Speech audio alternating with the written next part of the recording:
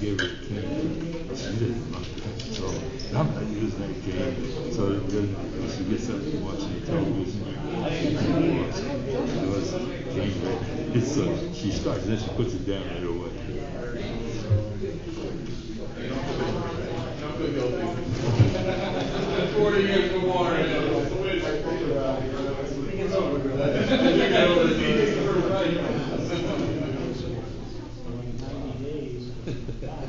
Pretty soon, though, she'll be.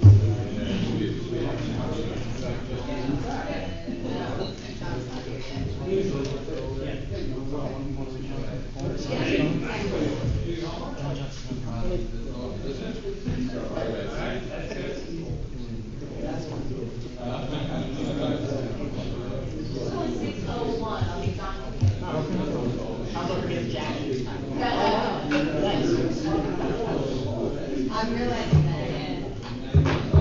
I'm looking at that thing. I know my wife is Ben and John, so you're looking at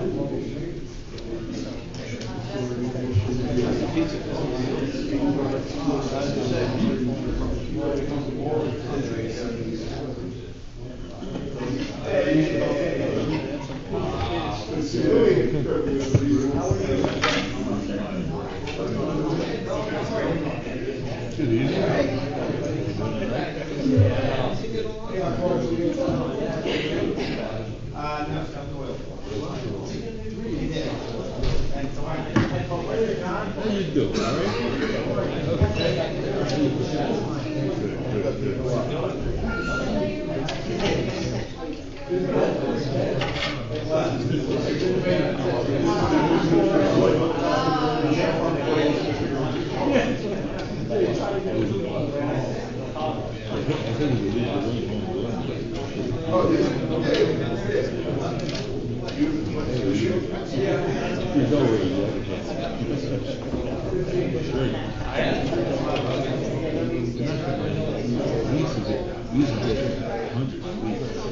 right next to the ice cream.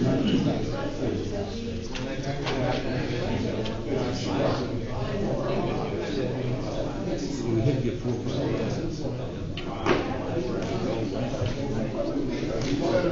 Literally, we were about 6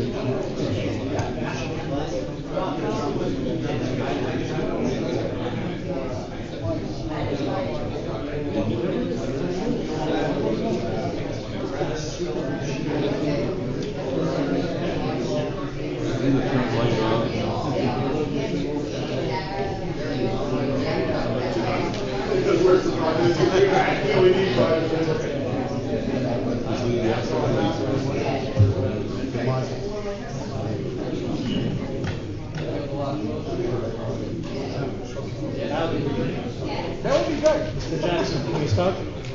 Are you ready? Okay. Call the meeting to order. Let's rise and salute the flag.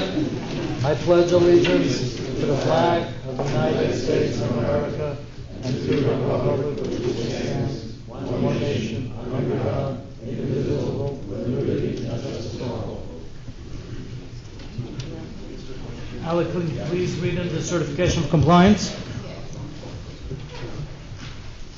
The time, date, location of this meeting was published in the Asbury Park Press and posted on the bulletin board in the office of the Township of Lakewood at least 48 hours in advance. The public has the right to attend this meeting, and reasonable comprehensive minutes of this meeting will be available for public inspection to meet the criteria of the Open Public Meetings Act. Roll call. Mr. Grunberger. Mr. Franklin. Here. Mr. Henderson. Here. Mr. Flansbrough. Here. Mr. Herzog. Here. Mr. Renner. Mr. Coleman. Here. Mr. Graffos. Mr. Garfield. Yes. Okay, swearing of professionals. Yes. Dave Mackin.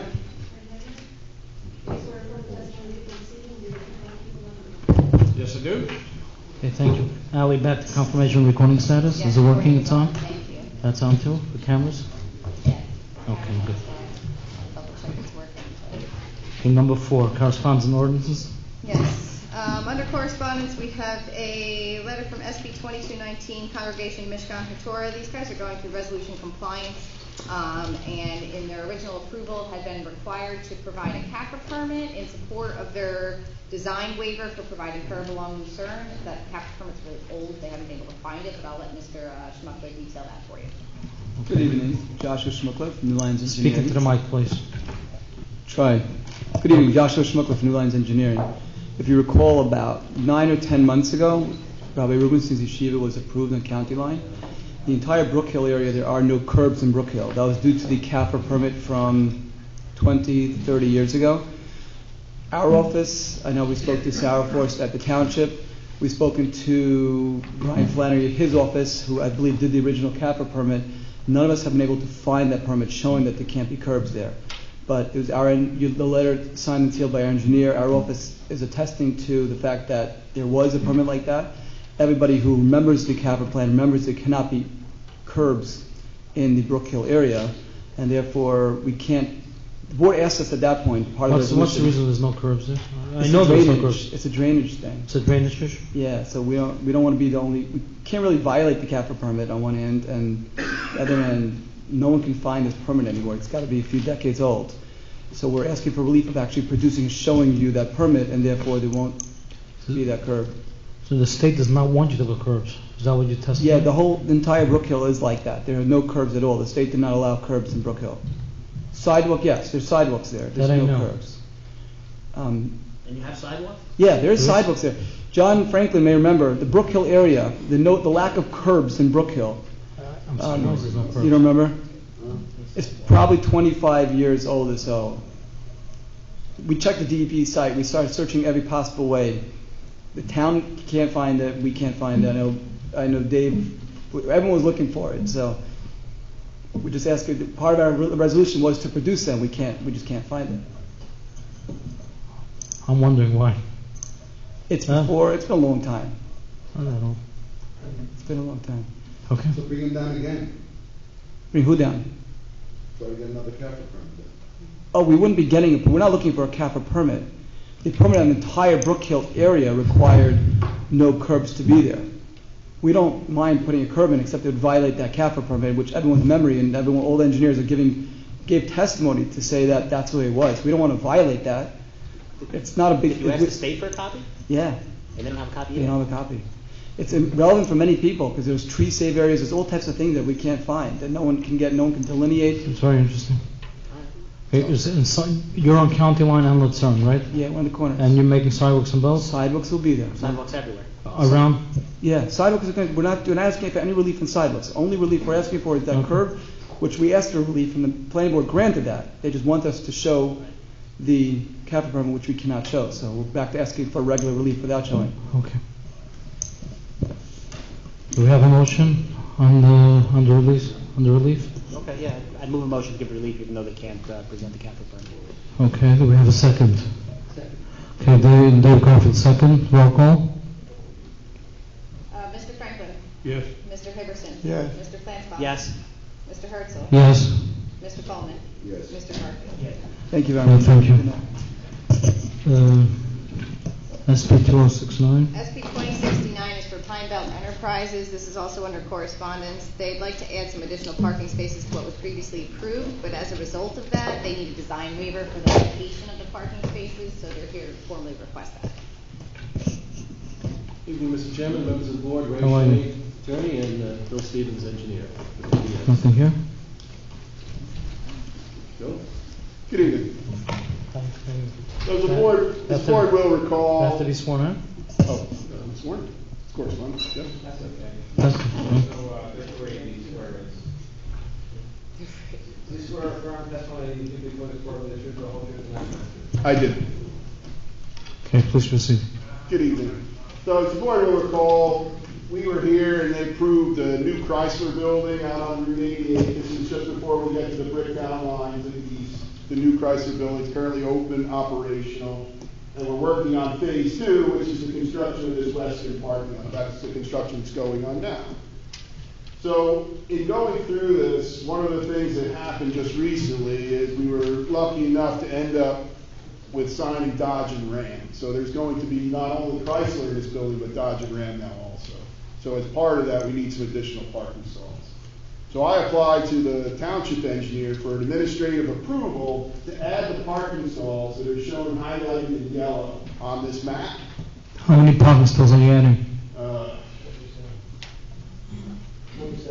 It's 47. Okay.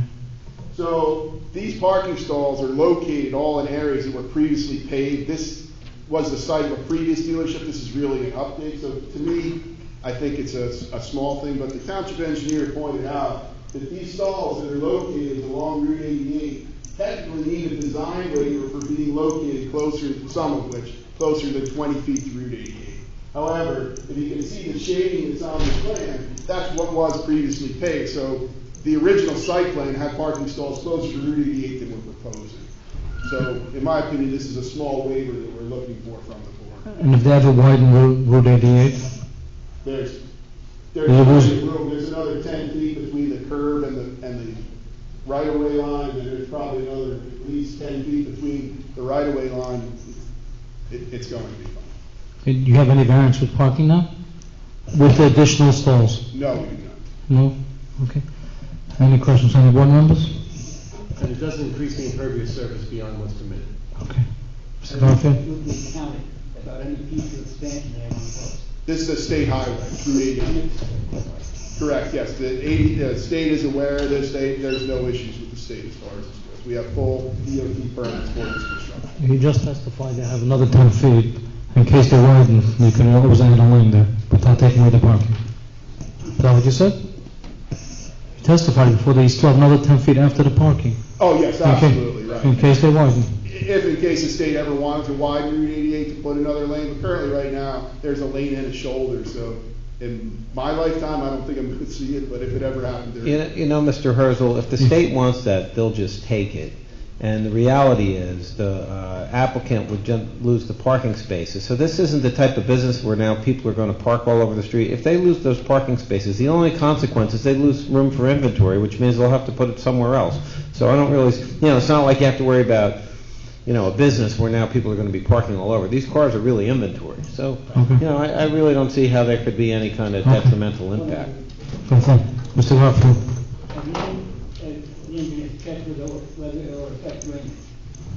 Yes, we have. So again, this was a fully developed site before we built the new Chrysler building. We're actually reducing the impervious cover on this site, even with including these additional parking spaces. So there was more pavement there before there is now. Okay. Thank you. Do we have a motion? Yeah, make a motion to be approved. Second. Okay, we have a motion and a second. Roll call. Mr. Franklin? Yes. Mr. Hibberson? Yes. Mr. Flansbrough? Yes. Mr. Herzl? Yes. Mr. Coleman? Yes. Mr. Garfield? Yes. If you can, Mr. Chairman, behind me is a rendering of a proposal that's being submitted before the end of this week. This is for a brand new Subaru dealership on Route 88 in Hampshire. It's a 39,000 square foot building. I'm told that people from all over the country will come to see this. This is going to be Subaru's center mobile. See the building or the cars?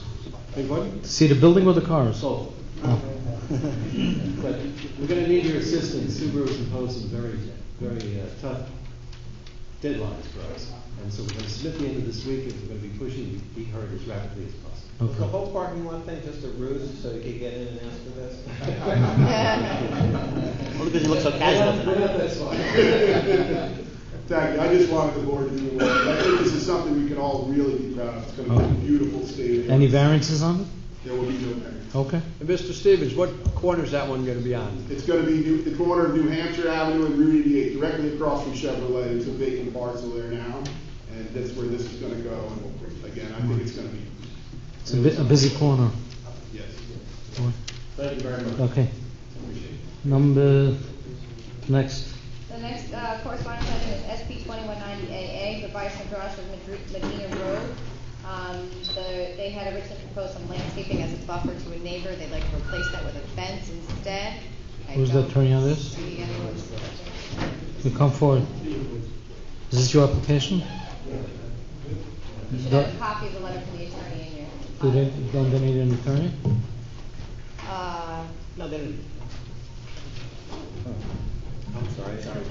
I'm asking if they need an attorney. Given that it's just correspondence, I don't know. I still can't hear you. Do they need an Oh, do they attorney? need an attorney? It's just correspondence. You're asking the attorney if they need an attorney? But he- Well, my legal's not gonna like that, but I think we can relax. But he's The the worst thing attorney? we have is to get the guys to practice this law without license. Okay, so go. After that, I think we should put up with it. But it says, state your name for the record. Tolshinsky. I don't, Tolshinsky. okay. We originally submitted. Speak into the microphone, we can't hear you. We originally submitted the application that we're putting arborvitae space 10 feet around, every 10 feet around the property. Right. And we figured it'd be better for the neighbors if we put a fence around, and the neighbors would rather the fence. So we're just requesting to have the fence instead of the arborvitae. Is the fence less expensive than the arborvitae? No. Did you specify in your letter what type of fence it was? Yes, we're doing, for the building department, we're doing 4 foot high until the building. That we're doing vinyl, 4 feet, and then 6 foot vinyl from to the backyard, and then around the backyard we're doing a wood stockade. I mean, we already did it. You noticed for this? Sorry?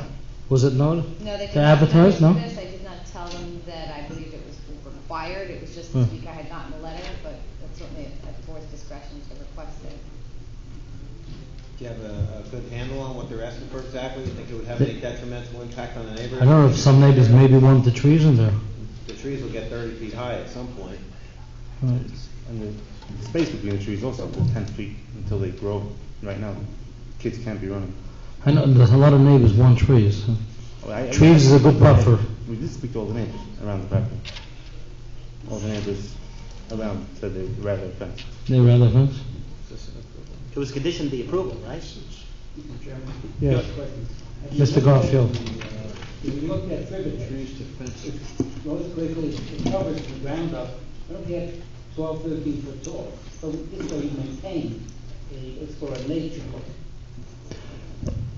We prefer fence, which just takes up less room. We have more room in the property. It doesn't. That's why I put a white vinyl. It looks nice. That's why we did that. It costs more than we did that in the front. If the board feels it's a material change and it would not be appropriate to approve under correspondence, then that's how the board feels, and they would need to submit an amended application. Not to split hairs here, but I mean, the arborvitaes were a condition of the approval. I believe they were proposed by the applicant, not necessarily resulted as a result of public comment and board input. I believe if we would have requested the fence originally, it would have been approved. Was there any opposition then? Any neighbors coming against, would you know? I don't recall. Yeah, this is a tough one. I think it'd be hard. Think of how much time we talk about arborvitaes and fences and how important it is. The standard is whether it's not a material change, meaning it's inconsequential. So, I don't know how, that's a tough sell to say that it just doesn't matter. Sorry, Mordecai, I feel a little uncomfortable change. I mean, I feel like this was condition of the approval, and you're right, we talk about buffering a lot, especially when it comes to schools and residential neighborhoods, and to change from arborvitaes to a fence, the next time somebody's gonna come with a fence, and then they wanna change to arborvitaes, and, I just think that this should require notice. And right, this isn't to say the board would say no, it means you have to go through the Right. process and ask for an amendment to your approval. I just think we want to make sure that the neighbors are okay with it. If I get letters from them, would that be okay? That's hearsay, I don't know. No, if you I think notice should be provided, just like you would. If I get letters from them, No, it's not letters. if I would do that, that wouldn't be so. I don't know, that's the attorney, I don't think it's good. If you provide the notice. Notice is, you'll just speak with Mr. Klein, he knows what notice means, he could send that out. And also, just because the board is saying you have to notice, it's not going to be solely dependent on whether neighbors like it or not. The board might say, even if every neighbor's in favor of this, we think we should have a buffer of trees around here. So don't get the wrong signal that it's just a matter of getting notice. I don't think that's really the problem. The problem is, I think the board is fine with it. I just think they're concerned about the neighbors. All right. Yeah. Mr. Fullman, thanks for, you heard what one The letter wouldn't be sufficient for that from the neighbors? If they ever come back and you have to plant the arborvitae. Yeah, I mean, I'm personally okay with, like Louis, I'm personally okay with the fence, but I think it should be noticed, just like, Right, because that's why it we was spoke to condition of them. the approval. We had- Just one thing, ask the attorney, Yeah. a letter from all the neighbors is hearsay. That's not notice. Yeah, no, you Right, have to that's provide hearsay, notice, first of all. according to the statute. And what does that mean, all the neighbors? I mean, what if someone, No, you have to just provide notice according to the statute and come back. And then come back. Yeah. We will I mean, do that's my correspondence. opinion. You just need 10 days before the next meeting. Ask for a change in condition and with notice and publish in the paper and. And then come in correspondence. You can come to correspondence, yes. If there's nobody against it, I have no problem. Perfect. Okay, thank you. Okay. Okay. The last is an ordinance for review. This is chapter 18, section 815 regarding stormwater management. I believe it's just adding specifications on what the township's collected stormwater management fees can be used for. It was not very specific. There was a question about what those fees, which are already collected as part of regular board policy, development policy, what those fees can be used for by the township, and I believe this is just to tweak that. It sounds like they want the Public Works to take over all the catch basins. Well, the town already collects stormwater management fees for developments which are proposing improvements that they are not maintaining themselves. So these are already existing fees that are collected for items that the township already maintains as part of regular business, within the right-of-ways or anything that's dedicated to the township. This is just to tweak what those fees are allowed to be used for. And this is moving forward. This is not so the township can assume responsibility for No, it. this is just moving forward on how those fees, that, like I said, it's not changing when the fees are collected, it's not changing what the township maintains, it's just modifying what those fees can be used for. I believe the new director of Public Works had a question about, can those fees, for example, be used for vehicle purchases? Can they be used for this type of maintenance? And I think that's where this adjustment came from. Yeah, but it says here, to purchase tools, equipment, materials, and supplies as required to maintain equipment necessary to perform the task. You certainly don't want to throw all these things on the Public Works if they're not maintaining all the pipelines. Because all the dirt in the pipelines will wash down into the basins.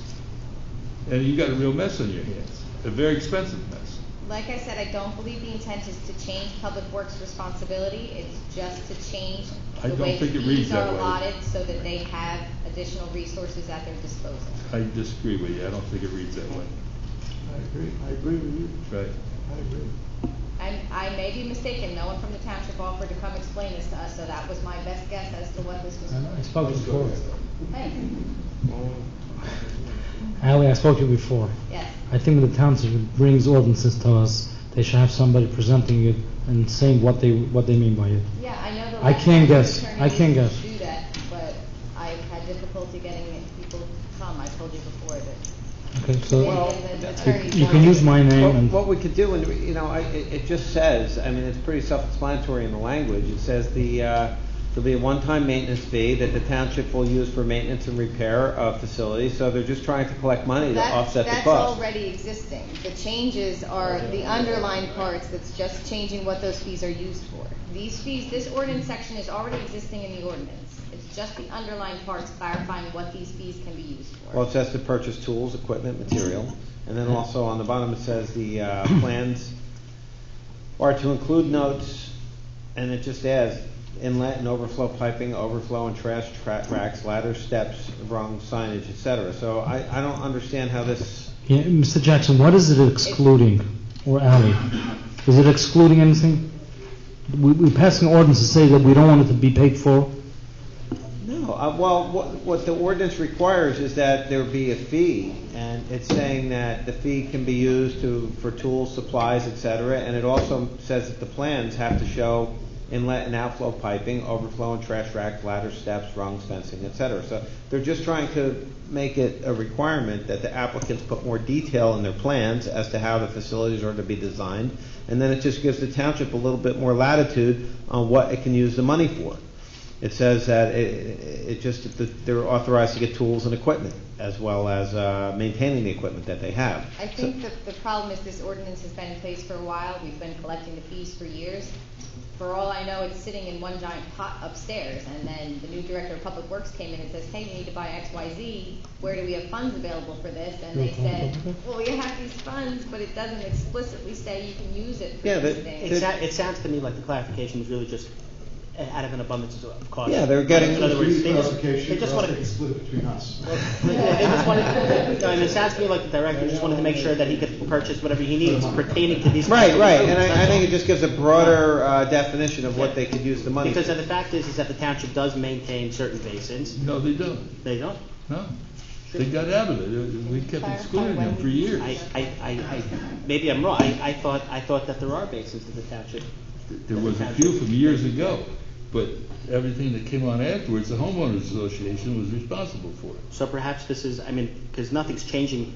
This is a current ordinance that's on the books. John, So nothing is changing. Perhaps the engineer can explain when these fees are triggered, because they're included as part of Sure. resolution compliance review. What happens whenever there's a residential subdivision in which any stormwater management facilities are going to the township for ownership, the fees get collected, and it's based on what the subdivision is.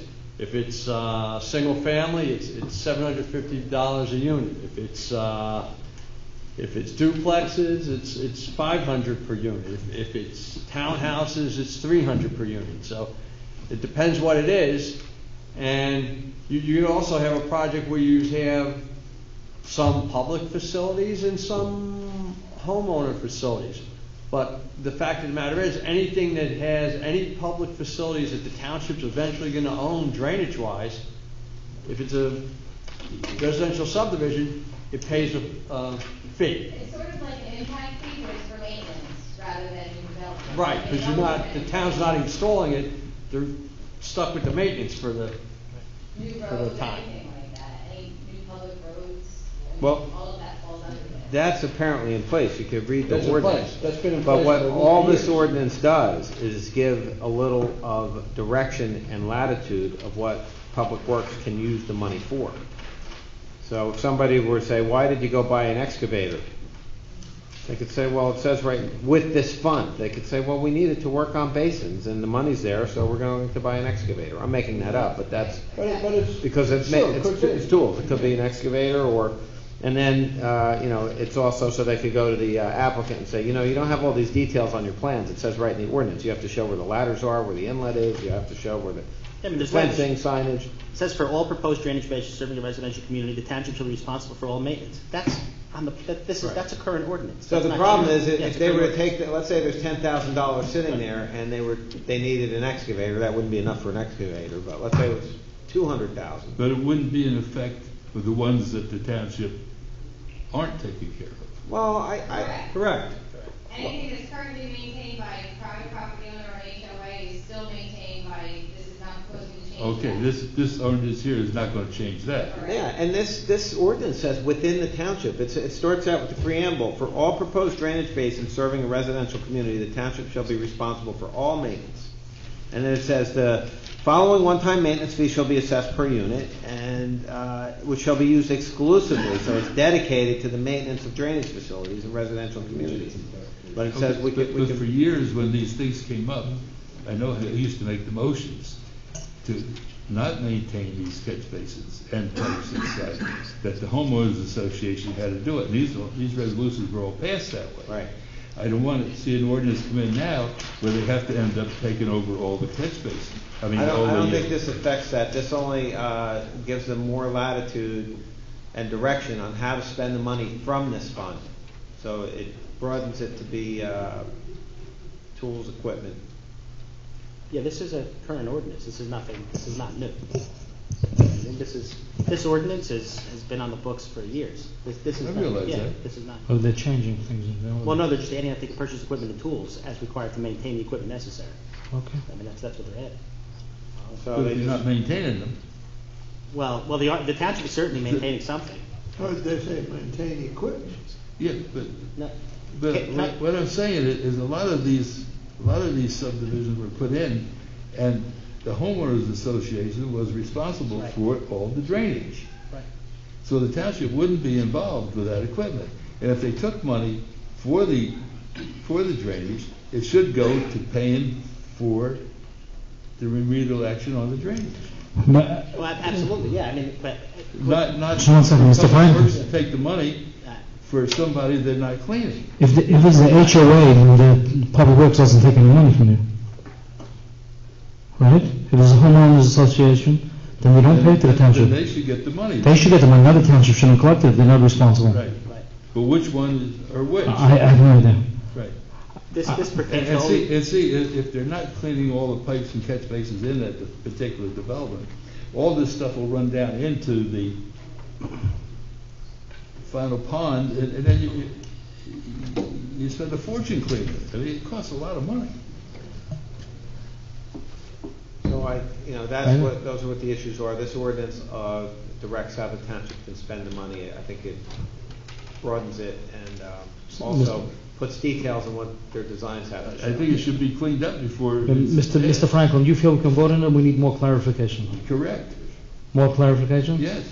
And Mr. Fulmer, you feel the same way? Dave, you feel the same way too? I think most of the board would like more clarification. So what I'll do is I'll put the board reviewed this, because the committee just needs the board to say whether it's consistent with the master plan and that you reviewed it. Then they can do whatever they want. So I'll say the board reviewed it and they rejected because they need more clarification.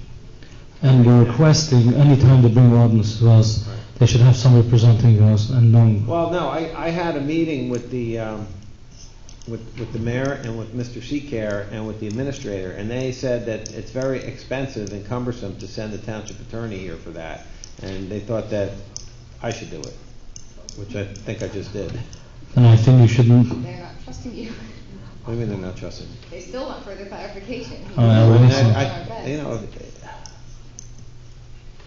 I explained what the verbiage in the ordinance does. It just lets them have more latitude to purchase equipment. Maybe this can help.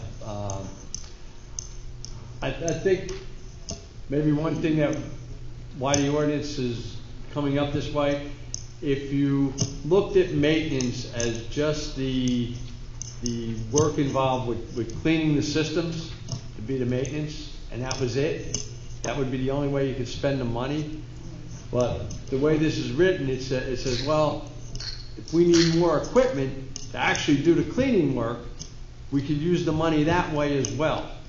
I think that's what this is trying to do for you. Maybe I'll take a step back one more time. What happens is if you have a fund, the ordinance as it was written in its earlier draft before any amendments, it earmarks that money for maintenance.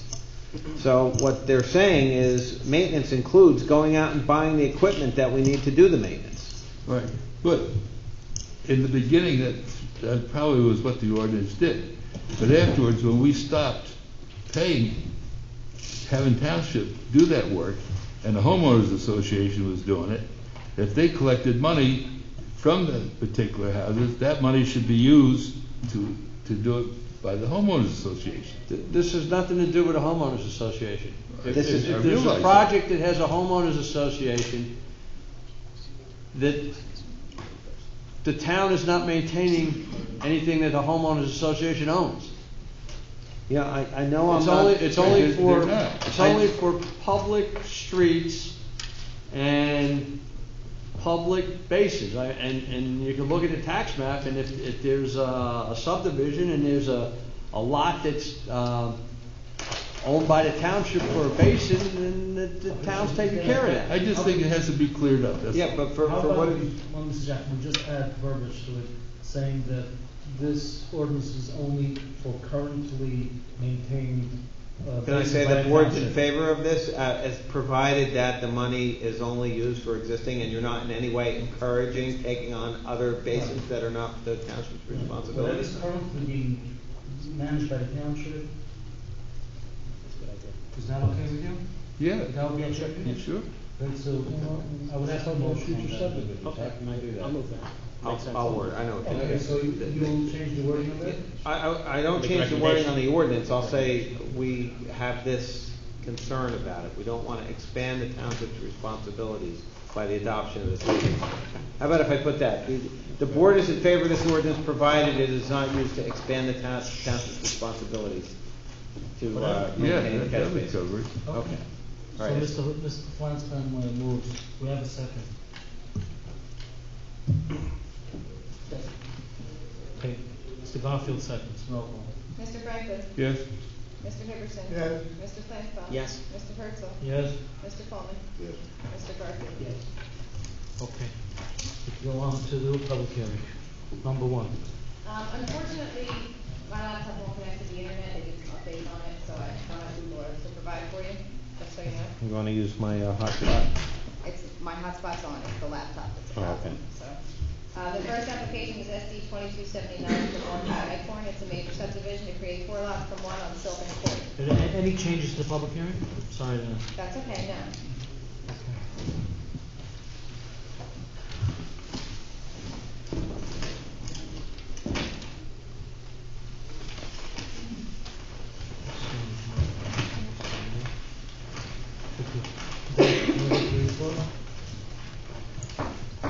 Yes, this major subdivision has submission waivers, which we should act on first. Traffic study, plans and profiles for utilities, environmental impact statement, tree protection management plan, and architectural drawings. Which one are you okay? Couple points on that. For the traffic study, this project is only adding 3 additional units. I'm not sure traffic study is not going to do much for the board on that. The plans and profiles for the utilities, you can waive that for completeness purposes. Obviously, they're going to have to finalize that design in order to make it real to construct. Environmental impact statement, that was also waived in the previous. This is a leftover lot, should we say, a large lot left over from a previous subdivision application.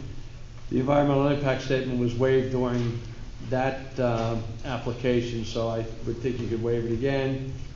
Tree protection management plan they would have to provide later, and architectural drawings are going to be needed for plot plans if the project gets that far. We'll have a motion from one of the engineer's recommendations. So, Mr. Franklin moves. Do you have a second? Second. Henderson seconds. All in favor? Aye. Aye. Any nays? No. Okay. Waivers are approved. Okay. Move on to Zoning, zoning. this project needs minimum lot width variances. You'll see by the drawing that the way the lots are situated and access from Sylvan Court, that the lot widths are only 25 feet where 75 feet are required. It also has a couple of design waivers in that the way it's situated, the back half of the duplex lots do not have frontage on a public road. Only the front ones do. And the other thing we're not clear on is how the curb and sidewalk would be constructed to access the site. It's clear that curb and sidewalk would be constructed along Sylvan Court, but I don't believe there's any curb or sidewalk going into that private driveway. Okay, that's it. Thank you. Mr. Flannery? Mr. Flannery? You swear a firm testimony I give before the floor be the truth, the whole truth, and nothing but the truth. I do. Brian Flannery, Jackson, New Jersey, licensed professional engineer and professional planner.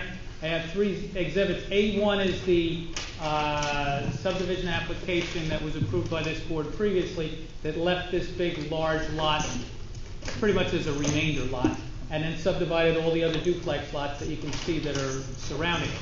A2 is the colored rendering of the map you have, and I oriented it so it's in the same direction as A1, and A3 is the tax map, which it just shows the whole area. This property was subdivided into all duplexes. This remainder lot can fit a duplex on it now, so I know Dave said the traffic report, there'd be, it's 1 and it could be 3. It really could be a duplex or a school now, so if you're looking at traffic, 2 duplexes here is not a significant increase. It's a 30,000 square foot lot where you need 10,000 square foot lots for duplexes. So if it was designed in a different way, conceivably we could get 3 duplexes here. It's not what the applicant wants to do. The applicant has most of the property surrounding it, that he has duplexes that he's going to construct and develop, so this is what would fit in well with the neighborhood. As Dave indicated, we have one variance that we're requesting, which is for lot width, and it's because the unusual shape of this lot. 75 feet is what's required, and we don't have 75 feet. We have well more than 75 feet. We have close to 150 feet when you get further back where the actual units are going to be. So there's plenty of width back there. If you look at the plan, it fits in well. Dave's question on the curbing and sidewalk. Where's the variance of 25 feet? Here.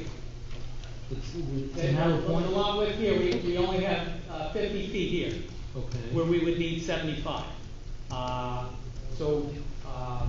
But we're restricting and the front setback is measured at the building setback line. We're restricting our setback line to further back in the property where we do have that. So technically, we need the variance because there's a bunch of different ways you could. It's going to be like a long driveway? Yes, exactly. It's going to be a long driveway. We're going to have curb and sidewalk along Sylvan Court. We don't want to have curb or sidewalk along this long driveway. It's a driveway that's shared by the units. That's considered you have frontage to Sylvan? Well, we have frontage on Sylvan. We didn't chop it up into 4 little pieces of frontage. We provided it on easement. So you have frontage by virtue of the easement. We could have had 12.5-foot strips going back with easements across all of them. In my opinion, that would have been silly. You're ending up with the same thing, and then we'd be saying 12.5-foot instead of we need a variance for 12.5-foot. As Dave indicates, we need a variance for 25 rather than 75, and then we need a design waiver for the back unit of the duplex not having frontage, because we're proposing the 0 lot line subdivision of the back units at the same time, rather than come in and ask for 2 duplexes and come back. It's not considered a flag lot? Well, if you read the definition of flag lot, in my opinion, it's not considered a flag lot. And even if it was, the flag lot requires a bulk variance. We're here asking for a bulk variance. Right. The ordinance where it says you can't have flag lots is in the design section, which really only means you need a design waiver. So we're here saying we need a variance.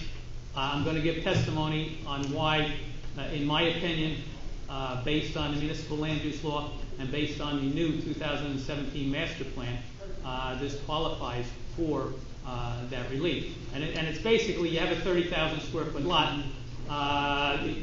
with no frontage.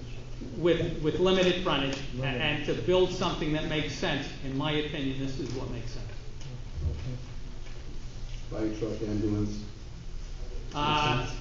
Well, fire truck and ambulance would come out to Sylvan Court. So you're saying either this or school? I'm saying it's a 30,000 square foot lot, and this fits in the best with the neighborhood. I'm saying if you look at all the requirements of the master plan for air, light, and open space, this meets that. And when I go through my testimony, I would provide where I came to that conclusion. So that's the variance that we're looking for. It's a C2 variance where we need to show that the benefits outweigh the detriments. What are you going to do with garbage? The garbage is going to be rolled out to Sylvan Court. We need, yes, I have since 1987 when I moved into my house in Lakewood. I have rolled my garbage further than this, and in Jackson I roll my. It's good exercise. That's why it's so good. Yes. So if you put a T-turn down at the end of it, you could get the garbage truck down there. I don't think the garbage truck would want to come down, and I don't think we'd want the garbage truck down. The garbage truck is going to go down Sylvan Court anyway. Have the people roll it out to Sylvan Court and have them picked up. That's the way. I think that if you lived here, you'd like to have the garbage truck. Well, I understand certain people, if they live there, would. The real decision comes from Public Works and we would meet with Tony, and if Tony says he wants to have a truck drive down there, we'll, I'm not married to either way of doing it. I see it from a practical standpoint. I've lived in a situation where you roll the garbage cans that long. It's really But you were a young kid. I'm Did still you rolling. get out of there once? I'm still rolling. I'm still rolling. My driveway in Jackson is 800 feet long, longer than that. Well, what about emergency vehicles? Emergency vehicles, if it's an ambulance, there's plenty of room for an ambulance to pull in. What about fire trucks? A fire truck, if the house is on fire, the fire truck isn't going to pull up to the house. The fire truck is going to stop at the road, they're going to run hoses, and they're going to fight the fire. If a fire truck wanted to pull in, a fire truck can pull in the driveway. The driveway is wider than streets that are allowed by the residential site improvement standards. But I just know my experience with fire trucks is they don't like to get that close to the fire engine. Basically, this whole property is landlocked.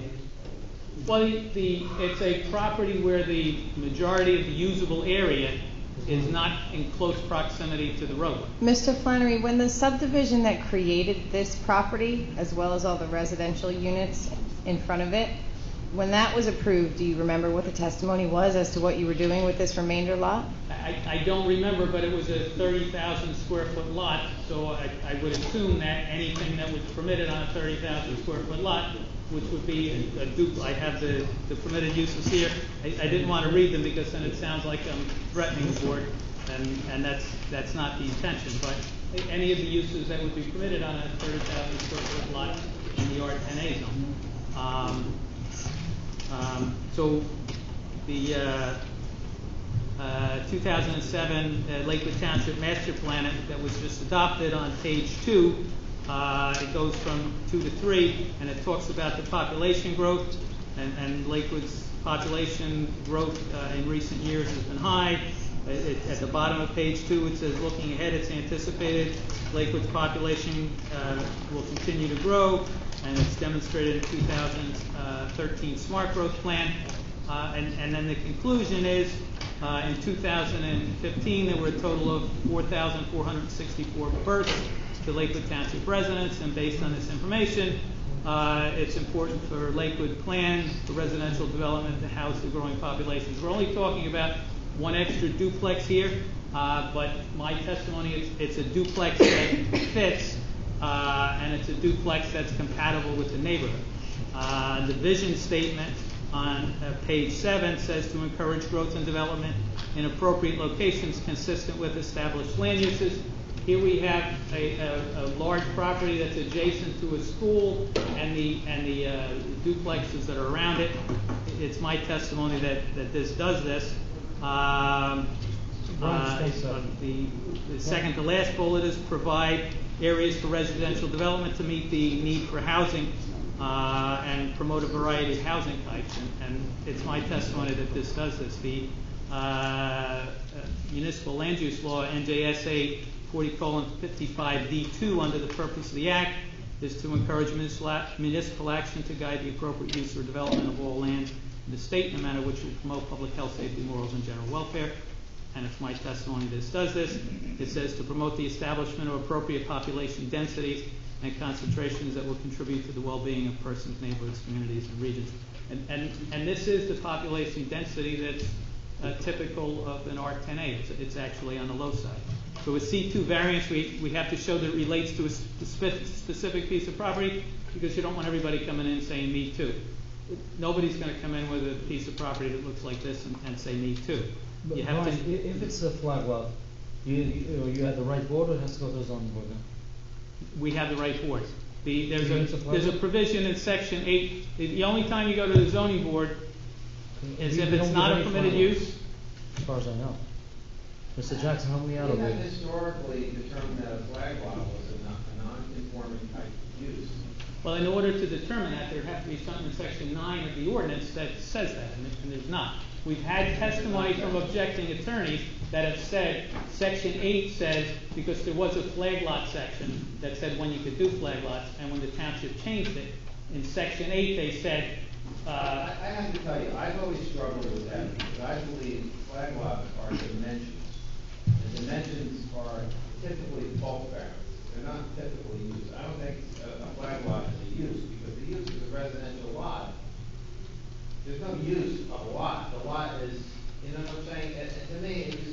incompatible with the whole idea of a use. Now, if you want to make it, non-conforming thing, and they didn't put it in the actual land use ordinance, then I'd be okay with it. But that does not in any way, shape, or form say that the board thinks this is a bad design, a bad configuration, and it shouldn't vote for it. I'm not saying one way or the other, but just because it doesn't invoke the D variance, because it doesn't go to the Board of Adjustment, doesn't mean that this board should approve. So, I'm persuaded by what Mr. Flannery said, that I've always been comfortable with the idea of saying that a flag lot is non-conforming use, because I think it's got nothing to do with use. But I know this board has always rejected flag lots. What's the widest you can make that full driveway coming down? What's there is 50 feet. It's not there, it's 25 feet wide. So and the if we buffer- split it in half to make 25 and 25. The property where it comes out to Sylvan Court is 50 feet. So we have 50 feet, we bring it all the way down. Why don't you make it one road and make it a 32-foot road? A regular road then going But down? then the township has to maintain it, and the township's gonna, But you could have ambulance and fire trucks, you could have everybody come down. well, It's a regular road. Oh. Then you can get the garbage truck down there. Because it says here under number 4 that the township will not be picking up the garbage and recycling. And under subdivision 4. You think that we could put a regular road in there 32 feet? well, we can pave it 32 foot wide if that's what the board And wants to do. then put the T-turn down at the end, then go back to Public Works, and they may pick up the garbage. Right now, they're not gonna pick it up. If the board thinks that's a better design, we can certainly make we can make it 32 feet wide of pavement, and we can put a hammerhead turnaround at the I have end. a question. You say everyone's dragging the garbage out, what was it, 250 feet? So, you talk about doing it with your lot, and it's one person. Now you're going to have 4 people. What does it look like when 4 people leave their stuff out there? Have more than 4 people. With all due respect, whether it's 250 feet or 10 feet, 3 out of the 4 people might leave the garbage But cans I there. think they're less likely to when it's 10 feet than they are to leave it out there when it's 250. Well, I I would go by the experience in my past neighborhood, on Drake Road, where everybody had long schleps for their cans, and there were very few cans that were left out there. And some of the other neighborhoods I go by that are duplexes and townhouses, that the cans stay out there. So, it seems intuitive that would be the case. Where do you put the cans and stuff so that cars can make a turn in and out of there and still see around the corner and not hit them? Well, if we go with the board's suggestion of making it 32 feet of pavement, widening the pavement that's there, and we have 50 feet, so that would be 8 feet on each side that's not paved. Then we can put a turnaround at the end, and we can do like Mr. Franklin says, the garbage trucks can pull in. Does that affect the stormwater management? Does that have any consequences? Well, they'll still have to make the stormwater a little bit larger, that's all. Doesn't trigger anything. Brian, I'm here for the sidewalk. Excuse me? Curbs and sidewalk? Well, we have curb and sidewalk on Sylvan Court. We weren't proposing curb and sidewalk up there, but if the board feels curb and If you sidewalk. put curb and sidewalk with a 32-foot road, I think that's what I hear from the board. Okay. I'm at the proposal board. But Mr. Franklin, that's what you thought. Mr. Ferguson, what What is the curb generation on a house under, general? But it would be 10 trips per day. So you have 40 trips a day in and out of there. So the board should just keep that in context. By IT standards, 40 trips a day. So cars will go in and out of there 20 times a day. That's 20 going out, 20 coming back in. You know better than me. I'm lucky I know it was 10 per day. Brian, I hear the feel from the board. The applicant would certainly make it 32 feet. I would suggest sidewalk on only one side. I wouldn't see where we would need sidewalk on both sides. But if the board wants sidewalk on both sides, And you can make a hammerhead turnaround? and we'll make a hammerhead turnaround. Then go back to Public Works. Well, we have to go to Public Works anyway. But it sounds like you've already been there, because they said that they wouldn't do it. I think I'd have to read the Under comment. number 4. Yeah, it says the Public Works already said that they're not gonna pick up the garbage. So you'll have to go back to Public Works. Okay, we'll go back to Public Works. I think that you should revise the plans and come back. Yeah. I'll second that. I'm not making a motion. So does that fulfill the board? Revise the Revise plans. the plans? Come back. What? So there'll be, we take a vote on it, there'll be a continuation? Well, I want to make sure the applicant consents to this, because we haven't heard from the public yet. And they would have to consent, waive the time period to suspend their hearing at this point, so they can revise the plans. And, we have to make sure that's okay with the applicant.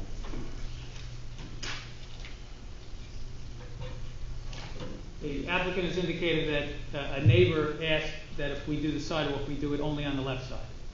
So if that's acceptable to the board. If there's no, me personally, I have to hear it from the board.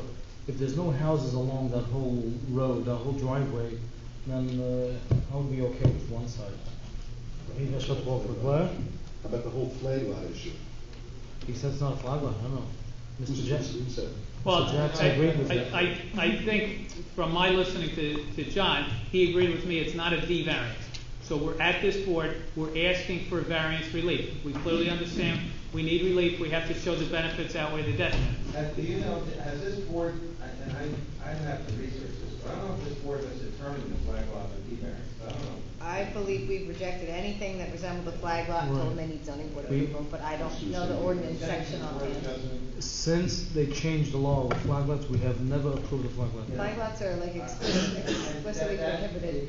I shouldn't just, Well, I've been to all the zoning board meetings, and the zoning board has never done a flag lot as a use variance, because any application that I've been involved in, I've indicated, as John just indicated, that it's not a use variance. Now, I think any of the applications that we've gotten into, I remember one particular time with Mr. Gazarovski, we had a long discussion about what a flag lot was, and we went through the definition, and in that particular case, the board determined it wasn't a flag lot, so it didn't need the relief. Show me the flag lot. I can't see the diagram. There's all four lots there, right? There are four lots. Which one has the flag? Both duplexes. The second half of both duplexes is a flag. So they go out to the middle and then it creates a lane down. What about the back lots? What do they face? They have no frontage. They have no road frontage, that's the point. And they don't run on a public street, is that noticed? Correct. Yeah, that's in here as a design waiver. I mean, I guess this. I'm uncomfortable just reversing what this board has done for years. I It's kind of think winging. somewhere in the code it says flag lots are prohibited. Section 8, there's a flag lot section, and when that flag lot section was revised, it said flag lots are not permitted in any zone. But that's in Section 8, which is design standards. So clearly it's not a use. So I don't remember any application where we've gotten to the point where somebody fought for it, because an application that looked like a flag lot that could be changed, somebody just changed it. Mr. Jackson. Step back, in general, not in general. Zoning ordinances are set forth in Section 9. Anything in Section 8 is a design criteria. It's part of the design standards. So that's not a variance, really. I don't know. Mr. Johnson. But I just know I'd have to look into this further. Dave, what's your opinion? Is it a flag lot or not, first of all? It's not a flag lot because they're asking for different relief. They're asking for the lot width relief of 25 feet versus 75, and they're also asking for the design waiver of not having two lots with road frontage. Now, obviously, I hear the board's uncomfortable with this, and I guess my question is, you're basically directing the applicant to come back with a revised plan. Are we coming back with a revised plan with a little cul-de-sac coming in, where it'll be Hammerhead turnaround, 32 foot of pavement with curb and sidewalk on one side, and a hammerhead for a truck to be able to turn around. Public or private? My intention would be private. I don't know why the township would want to maintain. Why not? Because it costs money. If you keep it private, you keep the same Well, we need the problems same with relief. the variance. Right, you need We the need same the same relief. relief. And I guess what I'm saying is, if you come up with a little cul-de-sac, whether you do a little bulb or a we're not hammerhead, gonna- you can make a complying application Well, if we do a hammerhead, the board in the past has not been very friendly with hammerheads, No, it's especially not on for a a road. public roadway. If So you put a if full you road, tell it's us to full put road. in a RSIS compliant cul-de-sac, it eats up all the But property. Brian, just putting in a 32-foot road would make it RAS compliant. You have a legal road, we have frontage to that road, and the township should assume responsibility for that road. Make it a public road. And you won't have any variances. If the board feels that they'd rather have the township have the responsibility. That's my opinion. We get the poll. Yeah. What is Mr. Mr. Franklin, Mr. Henderson, Justin? I think the people are gonna come back to the town and say, look, we can't do this anyway, you gotta take care of it. So I think that's the best way to go, yeah, just. Get this public down, road. get this down, let's make it a public road, Yeah. and no variances. People end up coming back. You know, one of the things that we can. Mr. Garfield, you agree with that? It's the form of yours, man, right? What do you agree? What, what's that? Happy with it. You're not happy either way? One of the things that we deal with is, people talk about overcrowding or developing bad designs, and then we get something that you need variances on. You have the authority to say, no, we're not going to grant the variances, we're not going to approve this. Exactly. And then the default is, the lots are bigger, and, that's not the end of the world. Somebody then has a big lot, and then everything's less crowded, and there's less Mr. parking. Jackson, but he could make a conforming application Well, by making a let him road. do that. So do it. That's what we said. So, But you just stopped me saying that the applicant has to release. I can't make a habit out of stopping you from saying something. so I Okay. apologize. No, I'm just saying, could we enforce that or not? Does he have to give us consent to it or not? The applicant has to consent to the time waiver to Well, change? you could vote on the application now and say, as presented, it's unacceptable. I don't know what the board's going to vote, I'm hearing different things, but you could vote it up or down. Let them finish their case, vote it up or down, and they have to come back with a new application. Or you could try to give them a little bit of latitude and say, come back with a redesign, and you don't have to start from scratch. And, you're giving them a little courteous, and in return for that, I asked the applicant to give us the latitude of giving us the time there. So, Yeah, and See, that's what I has- feel the board feels when I asked everybody. Everybody feels they should come back, right? Yeah. For variance, why even come back? You start giving variances. I know if he makes a conforming road, then it's under variance. This is still too narrow. The actual, what's the size of the lots? It's on 30,000 square feet. What's the size of the lots? Each lot is.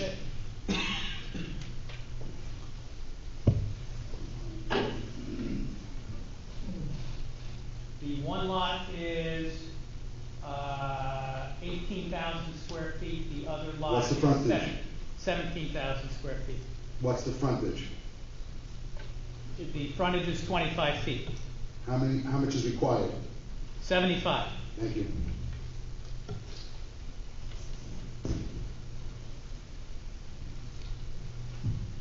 Okay. The applicant would like to be sworn to speak. You have to be affirmed. Mr. Chairman, what do you want to do? Yeah, okay, I'll let him speak. You have to be affirmed and you have to state your name. You affirm the testimony you will give before this board that you hold to the non-testimony. Yes, I do. Please state your name for the record. Mordecai Acorn. Do you need the spelling? It's okay. Okay, just want to kind of show why we came up with this plan, so you should understand a little better, a little bit of the background. On this particular lot. Well, we're going out of sequence a little here. They're going to forge ahead with their case. We should let Mr. Flannery gets questioned and cross-examined by the audience, and then we should go forward with the case. I don't think we should take an interruption in the middle and now let the applicant make a plea. I think you should take the case in the right sequence if we're going to go forward with the case.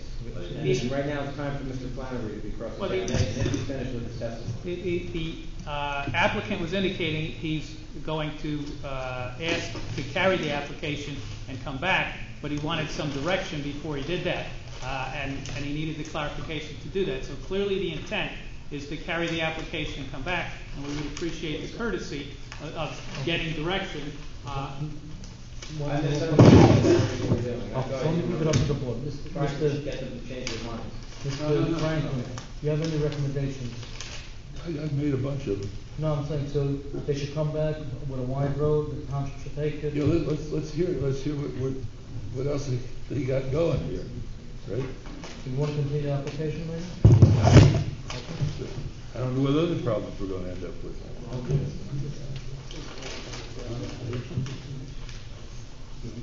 Yeah, basically, I feel changing the whole road is a different application.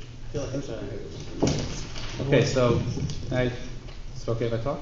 Yeah. Yeah, okay. First of all, with regard to consent to the time waiver and all that kind of stuff, we're totally okay with that.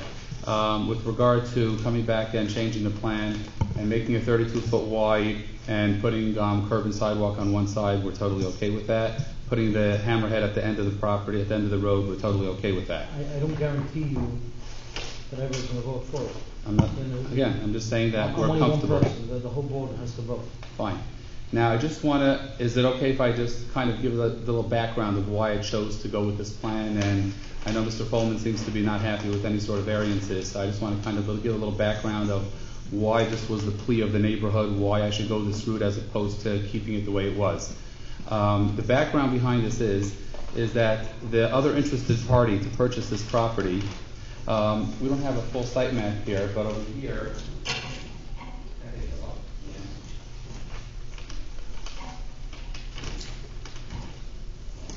on this particular property, you'll see on this. What's that? Okay, just hold it up by the easel. Here? Yeah. Okay, so right over here, these 4 properties, which total, I don't know, 1, 2, almost 3 acres of property. This is a school, a girls' school that's on Prospect Street, which there's a lot of buses coming in and out and all that kind of stuff. They've been forever looking for another option to be able to provide another driveway for their buses, similar to what Beis Rivka Russell did on High Street. And what they did was on High Street is that they provided, High Street basically became their new driveway, and much to the not unhappiness of the people living in the neighborhood, High Street became a long driveway of buses coming out full time, and it creates a lot of traffic at the corner of Route 9 and High Street. What was proposed here at one point, the other potential buyer on this particular piece of property was the school, that they want to use this as a driveway to come out and bring all their buses. Instead of using it on Prospect Street, they want to bring their buses onto Sylvan Court, make a right turn, this way they can turn onto William Street. I'm not sure if you're familiar, but right now we're building a brand new shul over here on the corner, and it's going to be, I think, around a 10,000 square foot shul. It's going to be quite a large one with a very large parking lot over here. This corner as it is going to be a very heavy corner with regard, there's going to be a simcha hall there and a lot of other stuff going on. It's a big shul, it's a community shul, in the whole neighborhood. There's going to be a lot going on over here. There's a big parking lot on this corner. So I think from what I heard from a few people's feedback in the neighborhood pleading is that it should not, these people should not use it as their driveway coming out over here onto Sylvan Court. And then what ends up happening is this corner and this shul and the whole neighborhood over here will be a one big disaster with buses and people pulling in and out of the shul and out of the shul and in and out of the shul in this particular corner. Besides the people living on Sylvan Court, they all obviously would have a detriment. This corner becomes, this whole block becomes extremely heavy. To the extent, I'm not sure if you're familiar, I'm not sure if you were, I think you were part of this approval when Mr. Khan came for an approval, or Mr. Dax came for an approval at the planning board. The whole neighborhood specifically asked that Sylvan Court remain a quiet block, and they asked that it shouldn't have any connection to this particular development because it would bring all the traffic on Sylvan Court, and this is a very sensitive block. Sylvan Court is a narrow street? Very. Yeah. It's a very narrow street. So with that being said, that's why this particular plan was the alternative to something, in my opinion, and a lot of other people's opinion, something a lot worse. This is a big school. They are talking about not only having an elementary school, but they're looking to assemble a couple of pieces to build a girls' high school here too. With that being said, a girls' high school and a girls' elementary school, all providing school and bus access onto Sylvan Court. Listen, I'm not a planner, but to me that doesn't seem like a better alternative. So that was the idea. It is a 30,000 square foot lot. It's not like I'm going to go back. The other idea would be is to go back and start redesigning everything, and we're not looking to start redesigning everything. So we came up with this plan where the actual units themselves, again, if we can make it a public street, that would be great. Then everything is facing the public street, and we're pretty much not asking for almost any variances if the street comes up down the block, because if that's the case, then they're really fronting the actual street. Okay, thank you. Brian, is there anything else in the report that you want to bring up, you can't agree with? No, I think the issue we had was the variances for the And front. the rest of the report you can agree to? Yes. You can Yep. agree to it? Yep. And how long would it take you to make any revisions on this? A couple weeks. So you'll renotice? You want us to vote on the next time? How are we going? What, I didn't hear that. What, Well, we're gonna revise the plan. We would ask to carry it to the December meeting, with no notice. well, the thing is, your variances in your application are a lot different without. Well, the variance relief conceivably would be reduced. If for some reason there were variances that weren't included, then we would renotice. But if the variance relief is reduced, we would. That's up to the board whether you want to renotice My or not. question is, they should renotice, they may have a flag lot, they should. Let me, this is what the ordinance says, and as Mr. Flannery pointed out, it's in section 18, which is defined as design standards. It says flag lots. A flag lot shall be defined as a lot not satisfying the conventional minimum lot frontage requirements of the zone district, generally configured in shape of a flag, with its road frontage provided by a strip of land referred to as the flag staff portion of the lot. Number 2, flags as defined in section 18-805G1 shall not be permitted in any residential zoning district. So while it's in a design standard question, it certainly seems to prohibit them throughout the entire zoning. So the language in it is very strong. So it specifically calls it out, and I know this board has always said no flag lots. So it's kind of in the wrong place in the ordinance, but I don't think that takes away from the intent. There's a pretty strong message there. By ordinance, no flag lots. Well, if you look at how it got there, though, looking at the legislative intent, it previously said flag lots are permitted in every zone. So when they decided they didn't want flag lots, they changed the language to flag lots are not permitted in any zone. So it wasn't that they thought flag lots were something bad, because the planning board gets to weigh in on that anyway. It's a variance that's needed if the planning board looks at the application. So the question is it a C variance or a D variance? And in my mind, it's clearly a C variance.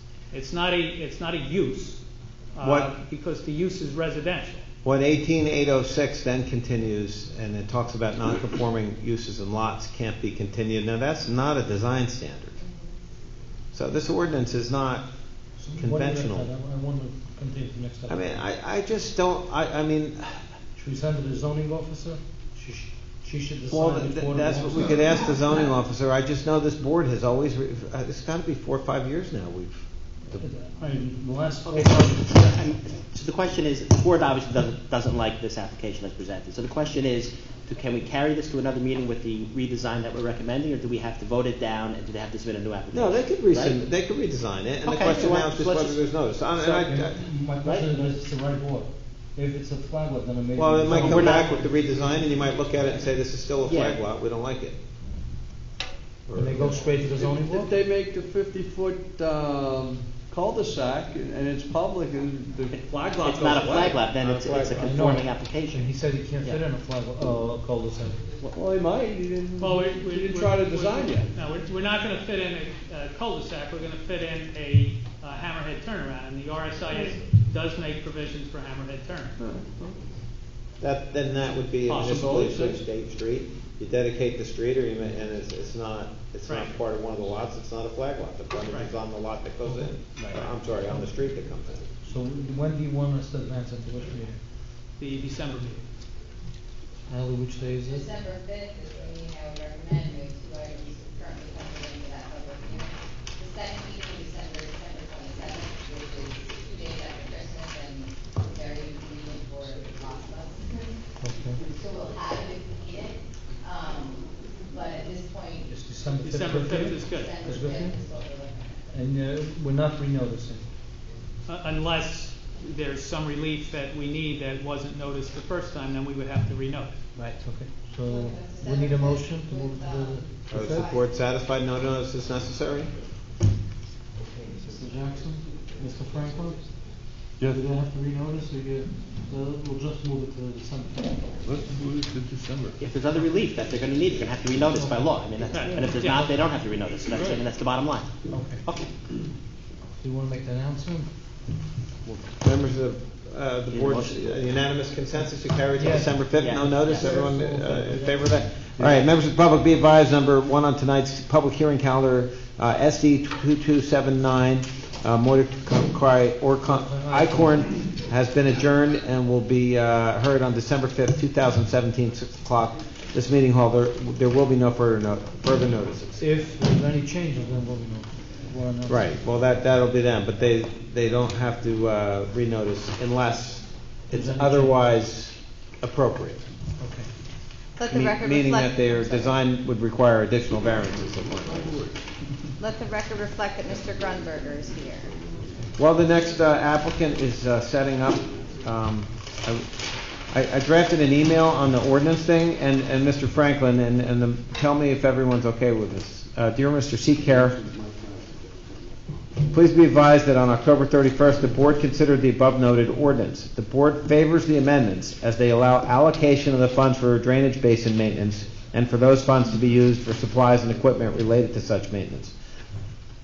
The board also favors the amendments that provide that plans shall include notes related to piping, steps, rungs, fencing, etc. The board wants to emphasize that it does not want to take any action that would cause the township to be responsible for any stormwater management facility maintenance for which the township should not be responsible.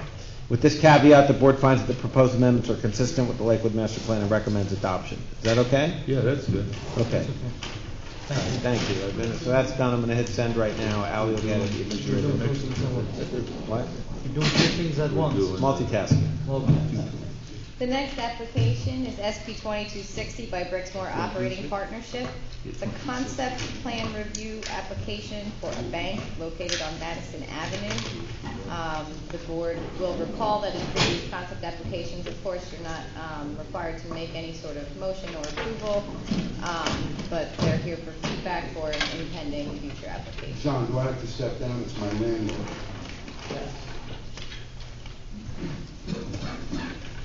We don't have enough parking accidents.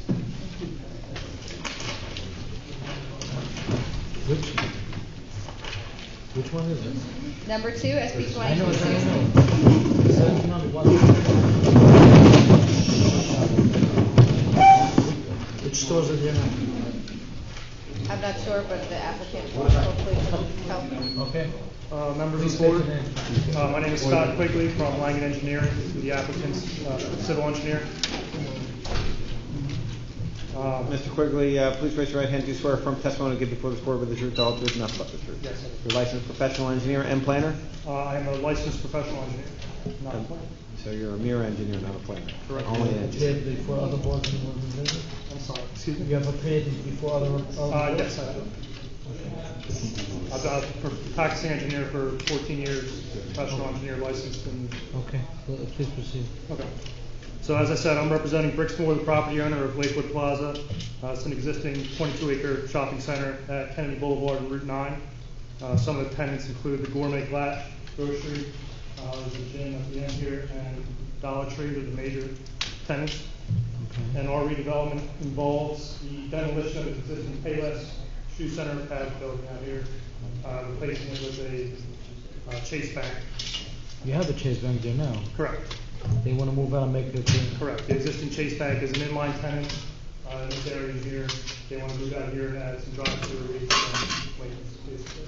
The Payless lease is coming to an end. They're not renewing, so the applicant is pursuing the Chase Bank to replace them.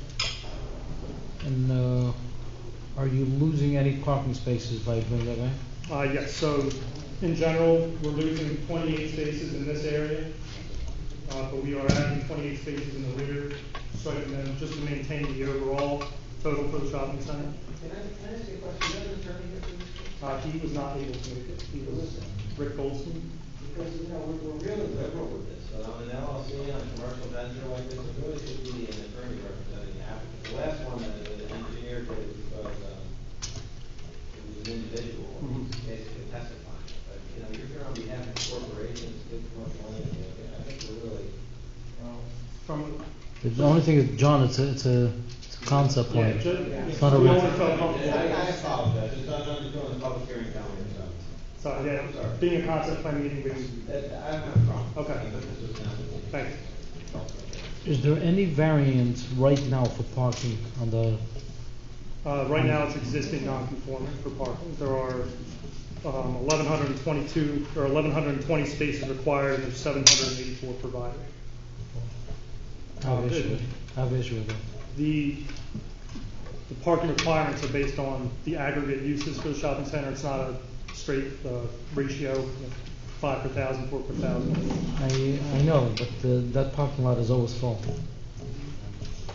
I have an issue. Is there any way to get more parking on the back of the building, the side of the building? Again, we are adding 28 spaces in the rear, which would, There's no net gain on it. there's no net gain on the site, correct. The proposed bank building, is that an existing building? It's an existing. That's the Payless shoe store, right? Correct. That's what it looks We're- like, okay. We're So in gonna other be words, demolishing the building and replacing it with a slightly larger building, correct. right. And the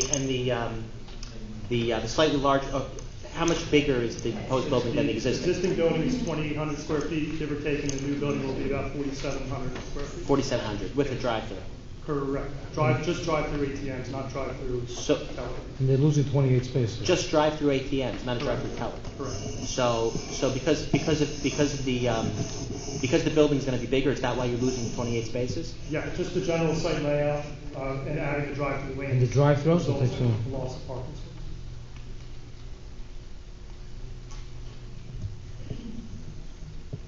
Sorry.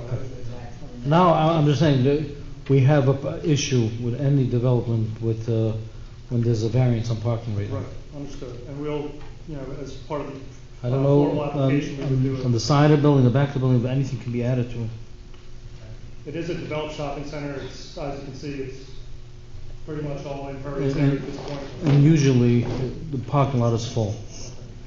And to have a drive-through in the middle of a parking lot, you're not coming off Route 9, you're coming off, will be internal, the drive-through to the bank will be internal through the parking lot? Again, we're not proposing any new access to Route 9 or to Kennedy Boulevard. It's all going to be interior improvements.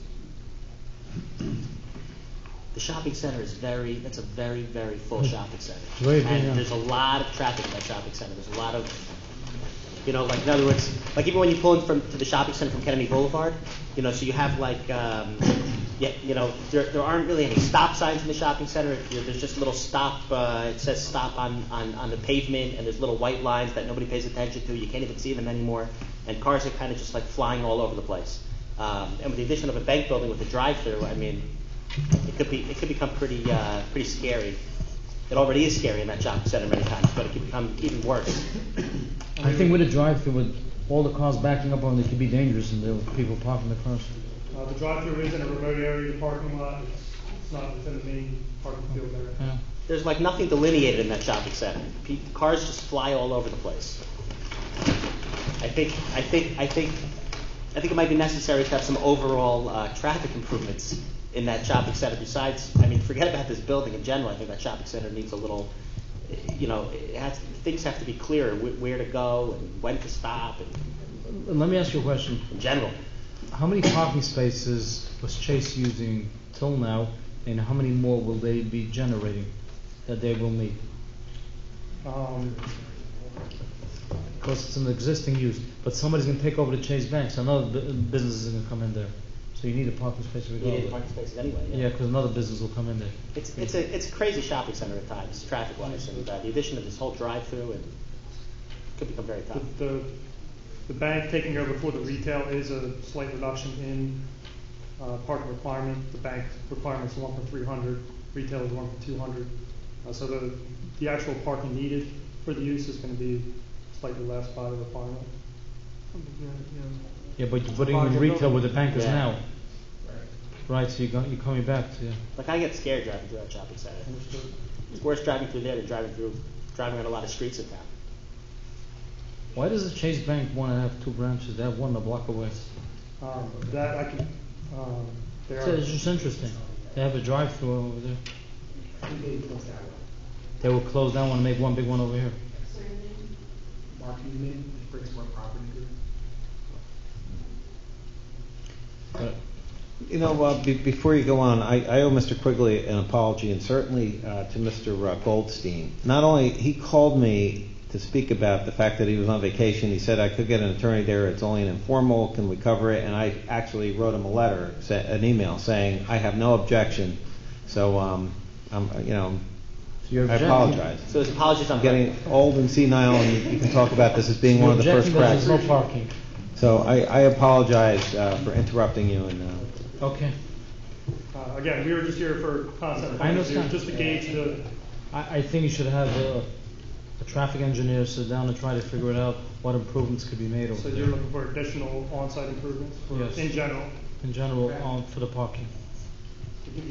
Mr. Okay. Chairman, if I may? Yes. And it's wise that you came with a concept plan, as you can see, because obviously the board has a problem with the parking.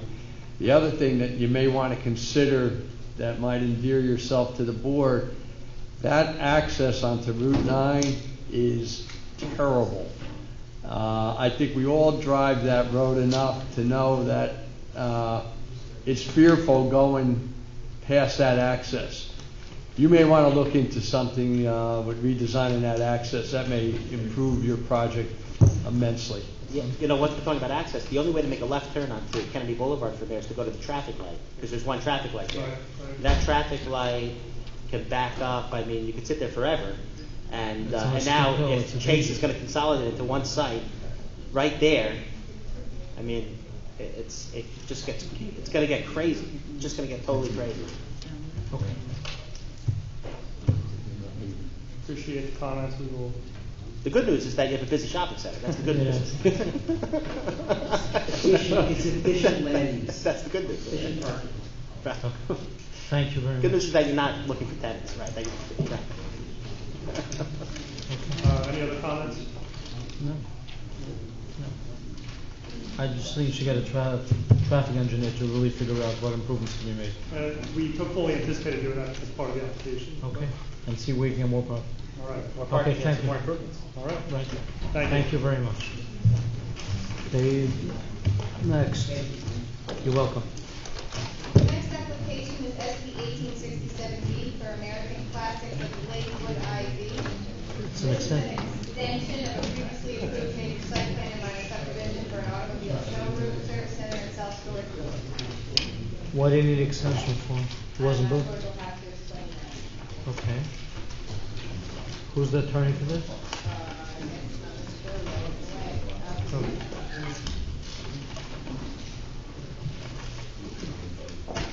Dave, do you have any report on this? No, Do you have it's any only comments? extension. In fact, this goes back long enough before we were even planning board engineers here.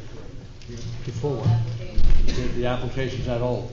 Before you were the planning board engineer? Yes. It's a while back. How many years is that? How many years? That was before. 8, 9? Yeah, 9, yeah. I'm here 10 years already. Okay. Good evening, Mr. Chairman, members of the board. Please speak into the mic. I don't hear you. Okay, I'm sorry. If I can reach it. Okay. Could we get a I'll try and speak louder. I can ask again. Did you ever request it? They're supposed to have new ones coming in after they finally decided to use the direct one and continue to request. I'll try and speak louder, Mr. Chairman. No problem. Good evening. My name is Michael Vasuco from the law firm of Bathgate, Wagner and Wolf, and my firm represents the applicant, American Classics of Lakewood 4. American Classics of Lakewood 4 acquired a piece of property, an 18-acre parcel that is located on Route 88. It acquired it from Lou Realty on August 31st, 2016. The property was subject to 2 approvals, which the Lakewood Planning Board granted.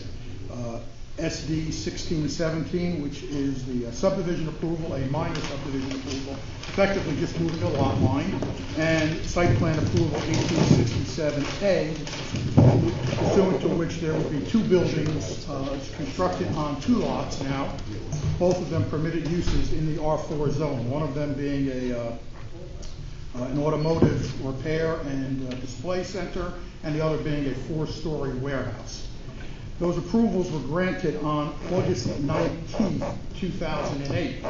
Immediately after those approvals were granted, the New Jersey legislature enacted the Permit Extension Act, which extended any approvals that were in place for a period of time. And that act has been renewed consistently, and the last renewal extended approvals until December 31st, 2016, but a 6-month grace period in addition to that. So all approvals were extended through June 30th, 2017.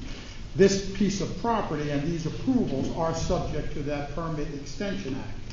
But as of June 30th, 2017, those approvals have now expired, and we are here pursuant to NJSA 4055D-52D for an extension of those approvals. You never built on this property? Property has never been built on. Okay, why wasn't it built?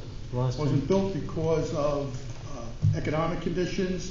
The property was in disrepair, and my client has just recently become the owner and has done various things since becoming the owner in August of 2016. His approvals were subject, however, to the Permit Extension Act. I have my engineer and planner with me this evening. When do you plan on building? I'm sorry? When do you plan on building? Well, he needs several different more approvals. He has to get DEP approval. He has to get Ocean County Soil Conservation. He has to also get Ocean County Planning Board and DOT approval. So effectively what happened was when Lou Realty got those approvals, they effectively didn't do anything. But they had the Permit Extension Act in place. They didn't really have to do anything. My client, conversely, is interested in doing something. He acquired the property in August of 2016, and I'd like Mr. Aloff to testify as to what his efforts have been since acquiring the property. And how long of an extension do you need? We're asking for a 1-year extension until... And now you'll not get through a DOT, everything in 1 year? Well, we're going to try. We're going to do whatever we can, and hopefully we won't be back in front of this board asking for another extension, but certainly the approval process is going to be put in place to get those DEP approvals. Mr. DeSico, this is a site plan, right? And I think the periods are like 5 years or whatever, and what they do is... It's a minor subdivision as well. A minor sub as well. You can ultimately get 5 years. Yeah, you can get 5 years. You're piggybacking on top of the Permit Extension Act, statewide statute, and that's permitted. No, I'm just thinking it might be better to go for longer than a year so that they don't have to keep coming back. Given that the extension is going to go from the previous expiration date, I assume, so you would already be looking at an expiration in June of next year, so effectively you're down to 6 months at this point. I don't want to be so presumptuous to ask for more than 1 year. No, but usually we give like 3 1 years. The board has granted up to 3 1-year extensions before. Right. I don't recall if that specifically applies to subdivisions or site plans or what that limit is, but I know we've done 2 or 3 1-year extensions at one time. Okay. Any questions from any board members? Okay, I'm not talking to the public. No. No? So, I'd like to make a motion for an extension. So we're going to grant them the 1-year extension? Is that what we're looking at? Or you want to do two 1-year extensions? I mean, you're talking about getting DEP. 3 1-year. I mean, you need time to get your approvals. You're talking about DEP approvals. I agree, it will take some time. I don't want to be overly aggressive in my application, but I'll ask for 3 years. I'll move a motion to get... Can we hold on just a minute while Mr. Jackson checks the statute? This is going to take a few, but I think we could do 3 1-year extensions, and if that's an issue, I'll let the board know. But Why don't we do 2 1-year extensions? The minor subdivision is 2 1-year extensions. Why don't we do 2 1-year extensions? Okay. I'll make a motion. We have a second? Some seconds. Roll call. Mr. Grunberger. Yes. Mr. Franklin. Yes. Mr. Hibberson. Yes. Mr. Flansbrough. Yes. Mr. Herzl. Yes. Mr. Coleman. Yes. And Mr. Garfield. Thank you very much, appreciate Thank it. you. Good luck. Okay. Mr. DeSico, since you I'd like to outlined see- the chapter... I don't want to see you back in 2 years. Proposed resolution, You stop building. I can do it, but this way you can customize it. Okay, which one you can't? And the next application is SC 2294 by Congregation B'nai Torah. It's a minor subdivision to adjust lot lines between 2 existing lots on East Kennedy and Somerset Boulevard, and it's fully conforming. Okay, Dave, do you have any comments? Can we go through the report? Yes, this has a few submission waivers. One was to submission to Ocean County Planning Board, which the applicants indicate they will pursue if the board approves this. The other thing is regard to topography, and the reason for that is that the way this site is situated, there's two properties. One is an existing dwelling on a corner, and another one is a synagogue, which is currently under construction. Just almost existing already. Correct. And the reason for the subdivision actually is so that they can get a strip of land to run a sanitary sewer lateral out to Somerset. To have frontage to Somerset. Well, the frontage is an immaterial thing. It's really to get the utility out there without having to do an easement. In fact, they list on their zoning that they need a minimum lot width variance, which, quite frankly, I don't believe they need. Let's first vote on the waivers. Okay. Okay. So you agree with all to waive all three? What in the Ocean County? It's not a county. It's not a county road. They have to go there anyhow. Oh. Okay. So do we have a motion to go along with it? We have a second? Second, all in favor? Aye. Any nays? No. The waivers are approved. Okay, Dave, go on to zoning. Okay, on the zoning, like I said, they're taking a five-foot strip of land for the sewer lateral, and they actually requested a minimum lot width variance for that strip of land, but I feel they don't need it because they have the lot width on the other road. So I don't think you need any variances personally. If I may, Samuel Brown, appearing on behalf of the applicant. I happen to agree with Dave on this issue of whether or not we need the variance relief altogether, but out of an abundance of caution, and because we're here to do this correctly, I figured that it makes sense to err on the side of caution, as I indicated, and have it presented to the board and explain to the board what's going on. As your professional indicated, this could be done with an easement. The problem with easements is they become sloppy. Easements can be extinguished. They can go back and revert. The correct way to do it is the way we're doing it tonight. The problem, or the reason why most people don't do it this way, is it's more expensive and it requires standing in front of the board and pitching your case. In my opinion, it's 6 of one, half a dozen of the other, but for purposes of neatness, for purposes of, as I indicated, doing this correctly and that the board understand exactly what it is that's going on, the case is very, very simple. We need to get the sanitary sewer out to Somerset, whereas the frontage of the property is on Kennedy Boulevard. Nothing great is affected by this subdivision. If it would require an easement, it's crystal clear to me that there is no detriment. All in the neighborhood are I shouldn't speak for everybody, but I would assume that all in the neighborhood, and especially the folks whom I spoke with, are in favor of this because it makes a lot more sense than digging up the entire Kennedy Boulevard. I don't even know if it's physically feasible, but it certainly would be prohibitively expensive. This easement, if it is necessary, is unique to this specific lot, and it's clearly a case where the benefits far outweigh the detriments, if there are any. There's no building going on at that. I'm sorry, sir? Besides that sewer drain. The only purpose for this subdivision is to get a 5-foot sewer line, or close to that 5-foot sewer line out to Somerset Avenue. Nothing else is changing. Okay. The only other thing for the board, and it's a technicality because you're involving the corner lot that exists, is that they would technically need design waivers from doing street trees along the Somerset Avenue frontage. Where would we fit? I'm not an engineer, in spite of the fact that I'm standing here wearing more than one hat. Where would we fit trees if we would want to? No, because the dwelling. Oh, okay, I understand. In other Part words, that's- the part technically, that's- it would Right. beget a Yeah, you need a requirement, design which we're waiver asking for for a planting waiver. trees along Thank that you. frontage. Thank you. Actually, Dave just helped me out, because, yes, if that design waiver is necessary, I request that the board grant. Okay. Any questions from any board members? Seeing none, we'll close to the public. Anybody from the public like to be heard of this application?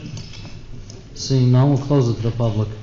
Would like to make a motion? Yes, I would like to make a motion to approve the application. Okay, Mr. Fleming moves, we have a second? Second. Mr. Flansman, second, with a roll call, please. Yes. Yes. Yes. Yes. Yes. Yes. Thank you. Motion approved. Application on for tonight is SP 2255 for Hader Torres. This is, involves a minor subdivision, which I'll let, either the applicant or the engineer explain for you, as well as a major site plan for 2 school buildings located on Cross Street. Are we listing them together? For the record, I'm gonna, It is one application. I would do the minor subdivision first, it's just a little cleaner. I live within 200 feet, so I'm gonna repeat myself. Okay. Could we have a quorum anyway? I can at least intro the, Hold on. Could we have a quorum? You please write down then. the minor subdivision Okay. is due to a very long, skinny lot, that's owned by the township, which they agreed to give to some of the neighboring property owners. The subdivided subdivision Once- is required to take that long, skinny piece. They have to vacate the property? For the neighbors. Township is vacating property? It's like 5 feet wide, Oh, boy. but it's one long That's lot. why Mr. Fleming's leaving. I'll let Dave go over the variances and then Yeah. we'll go up and introduce that application. Yeah, you'll see Mr. Kashuba will have to guide you through these variances. Anyhow, as Ali said, there's minimum lot area variances for proposed lots 3.01 and 3.02. They will remain as very small lots that will, at this time, continue to be owned by the township. And along the same lines, those lots would also require minimum lot width variances because they're small and skinny. And because they're behind, if you look at the board there, if you look where the pool is on the rendering in the blue, the lots I'm talking about are 2 skinny lines going up towards the top of the drawing. The yellow lines? Joe? Can you point out those, He has to be in. You swear affirm, testify, you swear to affirm the truth, the whole truth, and nothing but the truth. I do.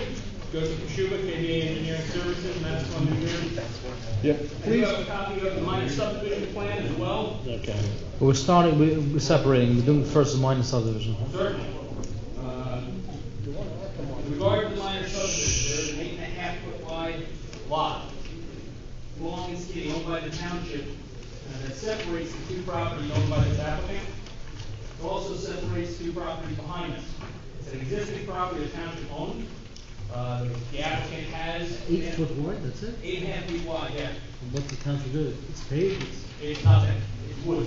Mr. Chairman, if I might, I know, and I don't want to lose sight of the vision of this large school we're looking for. I'm sorry, John Doyle, attorney on behalf of the applicant. Please, a privilege to be that. For the record. Thank you. It is an unusual situation. I spoke to Harold Pencil of Mr. Seacare's office, and he affirmed that this is probably a gore, that the town has already spoken to the neighbors pursuant to the provisions of Title 48 12-23 that deals with the sale of non-conforming, and this is obviously non-conforming parcels. They have an obligation to first offer it to adjacent property owners.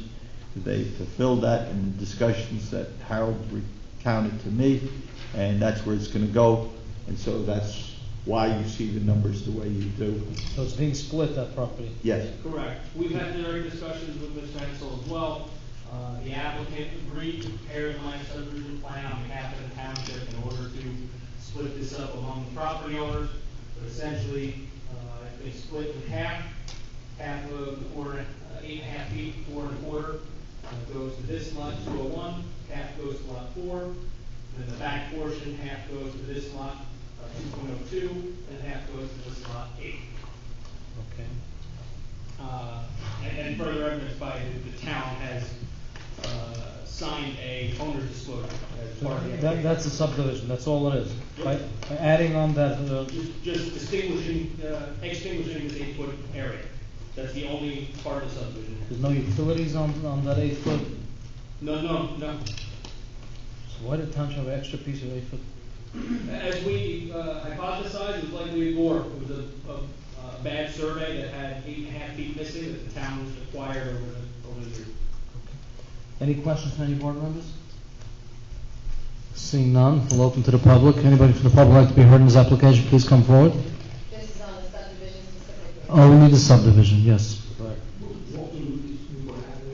Swear affirm No. the testimony I give before this board with the truth, the whole truth, and nothing but the truth.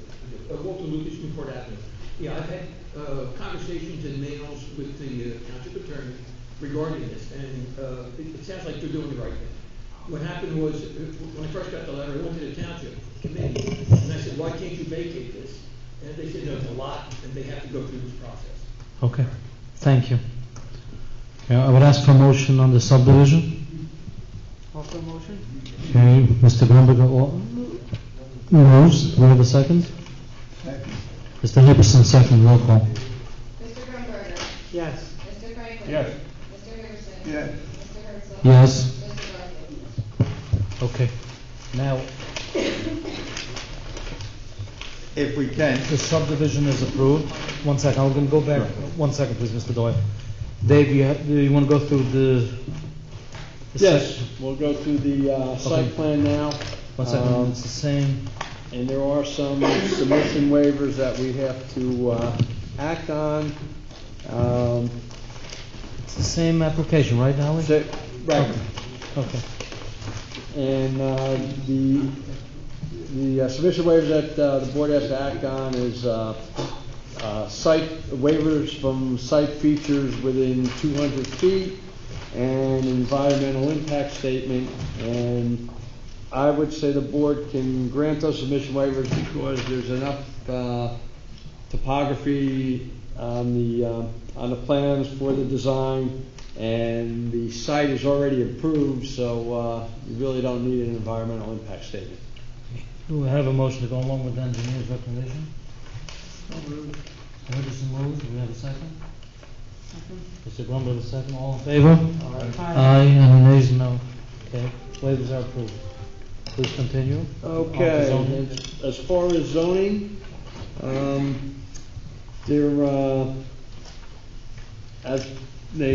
we just passed the minor subdivision. You have different school buildings. There's a lot. There's actually different school buildings on 2 lots now. There's currently a school there now? Yes, There's there are. currently a school. But if you look at the drawing, they're proposing more buildings besides the existing, and what's going to be needed because of site, you want the site to function as one. You're going to need cross-access easement between the 2 properties so that the vehicular circulation can work with the parking lots, which you can see in gray. And that's one thing that the project needs in zoning. And they're going to have to give us testimony on off-street parking with what's remaining and what's being proposed. We could not really tell if any relief's required on that. They're going to need some buffer relief for in the back where the pool is going. And they'll need a design waiver for Newport Road is on the left-hand side of the drawing, and they are not proposing to improve Newport Road in the sense of widening or providing curb and sidewalk along Newport Road, and that would require a design waiver from the board. So if they can address all those issues, and we'll go from there. Okay, thank you. Mr. Doyle, Mr. Kashuba? Let me just go back How to big is this property? where we were, and hope to be. Okay. Rabbi Edelman, present with me and the board here tonight, started the school 9 years ago. For the past 5 years, it has been on this site. It has been successful sufficiently that he would like to grow it. The existing facilities provide sufficient instructional staff and recreational facilities for the approximate 430 students that are there. He would like to grow it to closer to 1,500 students. Our traffic report is based upon that growth. It would have, as you can see, a large secondary school and other educational facilities, recreational. On a broad sense, with respect to the parking, as the traffic report recounts, stating exactly how many students would be there, how many classrooms would be there, how many teachers and staff. We have more than enough parking. The parking is so situated that it complements and is close to the facilities that would be particularly served by it. Similarly, the drainage and the report, I thought, from Terry and David's office is lengthy and appropriately so, because this is a grand vision and they wanted to get it all in. But I don't think as you read the report you will see that they aptly say how we're taking care of parking, circulation, drainage, and all of the things that are needed. There might be a couple of hiccups upon the way you want to ask us questions about, and Joe was here, but suffice it to say that the Shade Tree Commission had its report. We've agreed to do everything that was on the Shade Tree Commission report, and hopefully that would be sufficient to the board. The traffic report was put in. I think that should, as this board has required, as the county will require, a widening of Cross Street. The applicant is prepared to do that. The county will no doubt require left-hand turns, and will do that. So on some of the biggies, if you will, parking, circulation, drainage, traffic, internal and external, we've met them. There was a question with respect to the utilities. Water is available to the site. Sewerage is not currently at the site. While the plan shows that sewerage would be taken care of by others, we'd like to have the flexibility of providing however the disposal will be handled, except, of course, condition that it meets whatever DEP regulations are for the handling of that. So with respect to the variances and the buffer relief and Newport Road, let me say as to Newport Road, going back there again, since the last time was when I represented Mr. Lucas, it's still rural and unbelievable forested. And we put out the plans based upon maintaining that look with no curbs and sidewalks. We'll defer to hearing what the board has to say, and I know Mr. Lucas has some thoughts about that. With respect to whatever other issues, I think that we can handle them, hopefully, and I'd like to think that the empty auditorium speaks to the fact that this is a good thing. Okay, thank you. Mr. Gashuba? Yes. How big is this whole property? The entire property is approximately 10 acres, inclusive of both lots. Okay, and how many buildings are you going to have on? We're proposing the large elementary school. This year will be secondary school. I think it's identified for the board. What we have over there? Certainly. So on the larger lot that fronts on Cross Street, lot 2.01, we'll have the elementary school. We will have the existing gymnasium building, an existing storage building that we can turn into an indoor gymnasium. We are amending that building. Right now it is not longer. We're cutting it back. We have the existing modular school buildings, which will remain. We have the existing two-story dwelling, as well as the apartment building. All of this on the right-hand side of the plan, as well as this building, building here are all existing, operational, and part of the existing school. And it's staying. And all stay. The proposed building here, in the center of the site, as well as the parking, is what we're proposing. Dave's correct that there's some concern about what's there now, what's going in. Right now, most of this parking is there, but right now it's gravel. So we're proposing to pave this parking area, stripe it, make a more appropriate and proper parking area. But this is the gravel parking area now that's utilized by the existing school. This basketball court up front is existing. So essentially, from this point going further towards the south is where all the new construction is proposed, save for this existing dwelling. This dwelling, which will be part of the school as well, it is currently on the site.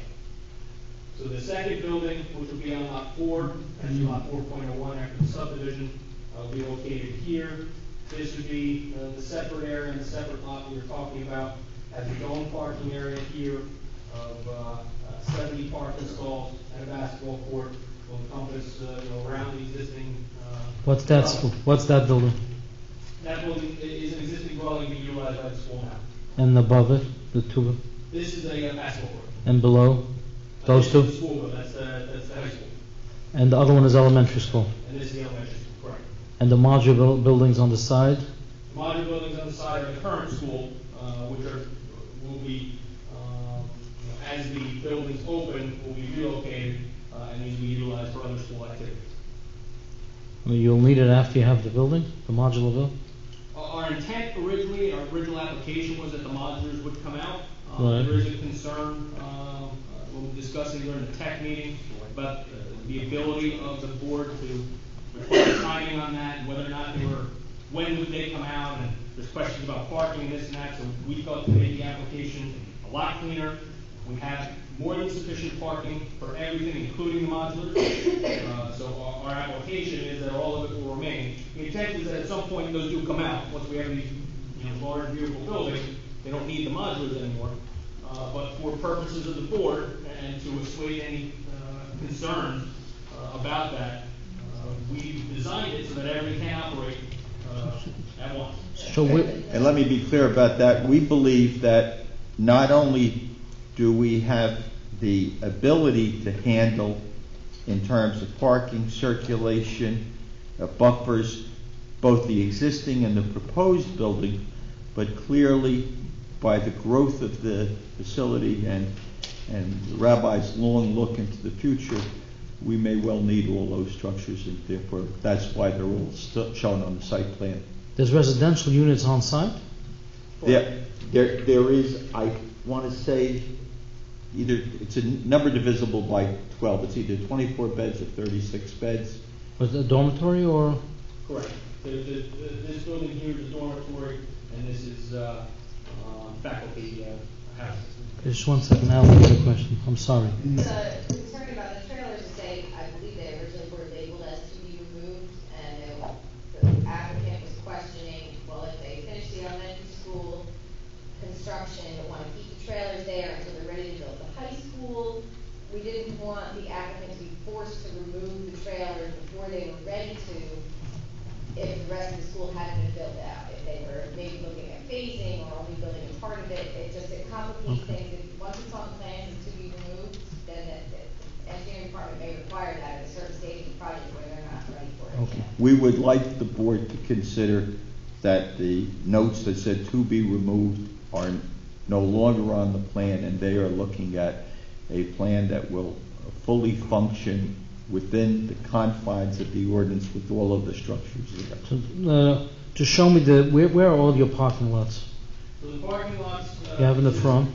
Along the side here, in front of the modulars, which is the existing parking. Where's Newport Road? Newport is right here. That's Newport? This is the large parking area for the elementary school, and then this parking here adjacent to Newport is the parking for the high school. And where is the entrance to the site? All of the entrances are on Cross Street. We have no entrances on Newport. We're proposing 2 right-in, right-out only access points on Cross Street at the end of the project, and 1 fully operational left-hand right turn access directly across from Neiman. Which would be what the county would want, that is, to have a cross intersection, not a jog, and it'll function best in that way. Exactly.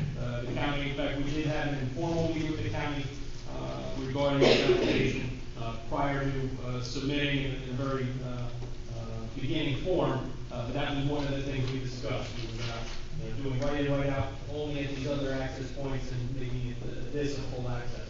And what about busing? He shows the circulation of busing. The busing circulation as designed will come in the main entrance, will circle around, and the staging for the busing is here. We have enough room in this loop alone, from here to here, to provide eight buses for staging. We could, as they do now, if staging were to continue through here, we could have as much as 14 buses staged on the property. We do understand we're going to have to stagger classes, but 14 buses of staging on the site is very substantial. And the 14 buses is where the parking lot is, right? So you can't park when the buses are there? This loop actually only has about, I believe it's 8 parking stalls. So this loop here is purely 4 buses. The drop off. And even if, like I said, even if we stage through this area, this access, this entire parking area, and this entire parking area is fully accessible and not inhibited by buses. And where's garbage first on this? Garbage, we provide a number of locations. We have refuse enclosure here, here, and here, 3 separate locations to satisfy or service the entire property. Mr. Franklin, is that okay with you? The trucks can make it there? I believe so. On all that one. And is the pool or the gym, is that open to the public? Do you need any role? It's purely for school use? What do you imagine will be the total population of students? We anticipate 1,500 students. 1,500. Listen, you said it was 10 acres? 10. Right. I don't know if any other school has 10 acres. As we said, it's a grand vision. Any board members have any questions? Mr. Garfield? In terms of the traffic, 4th Street is probably one of the bottlenecks in town. You have, coming down, you have a prospect tied up on the railroad tracks. All buses must stop at the railroad tracks. You have James Street, which is 18 wheelers that make it done, sometimes they have to travel back and forth. Have you done a traffic study on that? Yes, a traffic study was prepared and submitted. It was not prepared by my office, but it was prepared and did find that the level of service on the site is sufficient. It was dated October 11th, prepared by McDonough and Ray Associates. They've been there when schools over. We specifically delayed the application in order to provide a traffic study that was after school was open. We were prepared to submit this in August, but we couldn't have a traffic study prepared. What's the level on the traffic study? I know it was prepared, and it should be a 10-minute drive coming down to Veterans Highway. During school hours, it's going to be a half-hour drive. And this is not just me being a slow driver. It's a bad problem in that area. The county's making turning lanes, no? So we heard. The county is requiring us to widen to 26 feet from center line for the curb to allow for the center turn lane. This is further west of James, this location. What was the traffic study? The traffic study was done by McDonough and Ray. Scott Kennel prepared it, and he's, as you know, Mr. Chairman, has been here a number of times. Right. He found that the northbound cross street left turn ingress movement will have a level A of service. What? Right in and right out will operate at a B level. All of those at peak hours, which includes not only peak hour on off traffic, but the traffic generated by the facility. Nothing less than a B? Nothing less than a B? Yes. Wow. I don't know of any roads in Lakewood could be an A or B. Okay.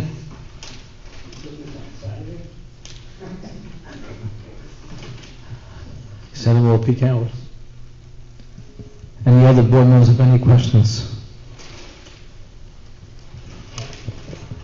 So should identify that they do require relief. Is there any variances? I was gonna ask you. The only variance required is for buffer around the pool, specifically a 20-foot buffer is required. Right. We are 20 feet to the pool and the concrete surrounding the pool. The only improvement we're proposing at 20 feet is a retaining wall. It's approximately 10-foot drop in grade from this area here behind the elementary school to the property line. You gonna have steps going down to the pool? No, the retaining wall is, the lower end is here, the higher end is the pool. It's bringing the pool up to the level of the high school. Okay, I see your property goes all the way from 132, goes down to 114, I think by the pool. Correct. 113 is over here in the corner, where it's high, 132 at the center. Right. So about 10 That's- feet of drop here. It's a big drop. The only thing in the buffer is a retaining wall, which is very passive. We are proposing trees and fence on the top of it. That's the only relief required on this application. Okay. What about fence around the pool? We do show a fully pool compliant fence, yes. And you have internal sidewalks going from one building to the next? We have internal sidewalks going from the end of the elementary school to all objects, as well as internal. Then you have going to the high school, you have through the parking lot. Correct. We have through here, around, there's some grade change here, which makes the sidewalk difficult. We have around the front of the, In front, and you have also to the modular trailers. correct. They're all, you have pavement going to all of it. Either pavement or sidewalk to every building. Okay, and the township will take the garbage on this? Mr. Franklin, is the township will pick up the garbage on Yes, it? we do. Okay, that works. Okay, Mr. Henderson. On the anticipated maximum number of students, how many of them will reside on the site in dormitories? Given the amount of beds at 36, they would, for the most part, we don't anticipate walkers, and they would, with the exception of the number I gave, be almost totally bused. Oh, totally, thank you. How many residential units do you have on site? How many residential units do you have on site? You know? For the students, I think. Not the students, for the faculty. There is one house that has been previously used for that purpose and will continue to be used for that purpose. I don't know whether that sleeps visiting 4, 6, or 8, but it's of that magnitude. The footprint of it's only 1,600 square feet and it's one story. So there's always somebody from the faculty who's living on site, because there's a dormitory. Is that correct? Is the faculty living on site? Per weekend. Okay. And in your response to an earlier question, the reports were done in September after school was open on a Thursday, not amongst the holy days. And let's just go back to sidewalks. There is no improvements made to being made to Newport Road. Is that correct? I was the one who represented the application across the street. Okay. Probably about a year ago, if not longer. And at that time, it was the board's discretion that they did not want to have sidewalks down Newport. It was only based upon that we decided not to show them. We have no objection to placing them if the board felt they're necessary. Why did the board say there are no sidewalks? I know I actually don't recall the exact reasoning, but I do recall specifically that we omitted them intentionally based upon discussion. Mr. Chairman? Yes. I can. I know tell we're you against where not where putting Mr. sidewalks. Doyle did represent the rural nature of Newport. We are familiar that there are applications before the zoning board back behind this on further down Newport. So to not improve this part of Newport, you're gonna wind up, if those other applications go through, leaving a portion that is now unfinished and is going to be narrow. Mr. Franklin? Right, we should start widening it there, put the curbs and sidewalks. Well, curb sidewalks and widening. Yeah. Are you okay with that? How many? Yeah, we have no objection. We will widen our half of the road and provide the curb and sidewalk. Mr. Grunberger, you have any?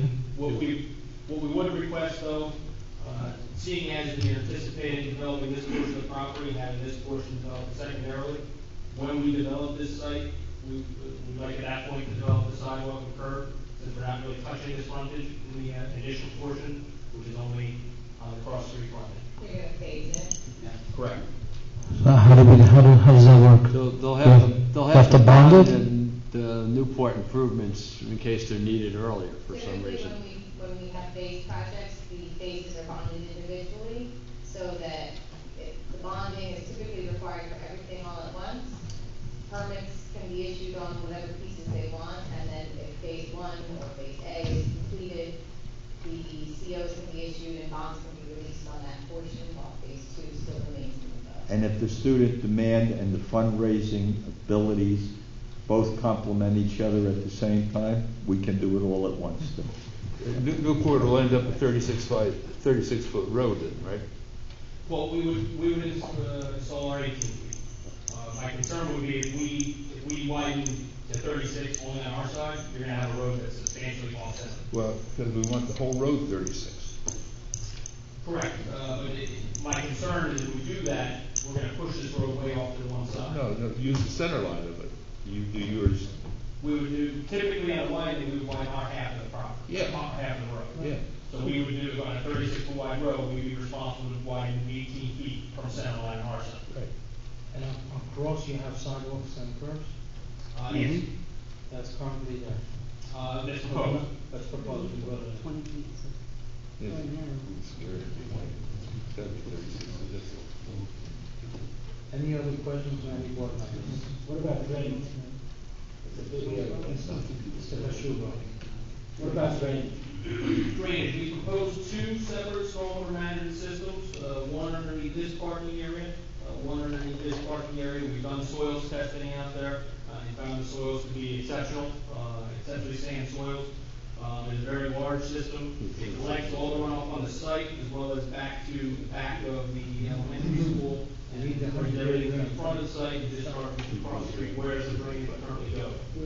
The second system collects everything from this portion of the site and discharges to Newport, where all the drainage currently goes. Currently, as I identified before, there's a substantial grade change from the top of the site down to Newport. This whole area drains directly to Newport.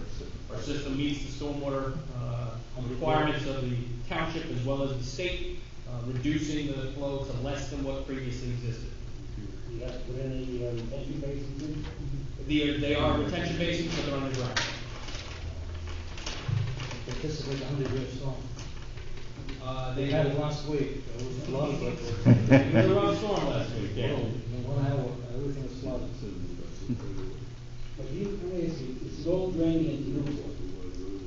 Half the site drains to Cross, which continues now, I believe it bypasses Newport, and half the site drains to Newport. Let's find out. There's a ridge line essentially right across here. This half goes out across this half. I'm not an engineer, but how much can you force in Newport handle? That's a 10-acre piece of property. Well, that 10-acre piece of property flows in now. So we are required to establish and determine what that flow is now, and then we have to reduce that. We're not allowed to we have to put less water off the site when we're done than what existed before we started. I'm just thinking, what you have there now, basically, it's not a trail, but you have land. Cleared land. If you will, still absorb it. And when you put in the asphalt or concrete parking area, you're gonna have just a flush. And that's what the underground system consists of. It encompasses probably half of this market. It is a very large system. My client would love it to be much smaller, but unfortunately for us to meet the requirements of the town, it is a very large underground system that will store all that water and hold it, and only discharge a small amount in the greatest of storms. The lot coverage is not that much, the whole, overall, the whole property. Comparatively, no. Our lot coverage here, we have a lot of green area. A lot of green will absorb all the rain. Correct. And it's important to note, from a stormwater perspective, all this green area is currently cleared. So we're not clearing woods to create this green area, which would increase your runoff. This all exists now as grass and turf areas. Is the property going to be open to Newport, or is there going to be any buffer fencing? We're proposing some trees along there, but we wanted to keep it more natural, and we didn't want to put a fence across the front for visual reasons. So we're not proposing any fences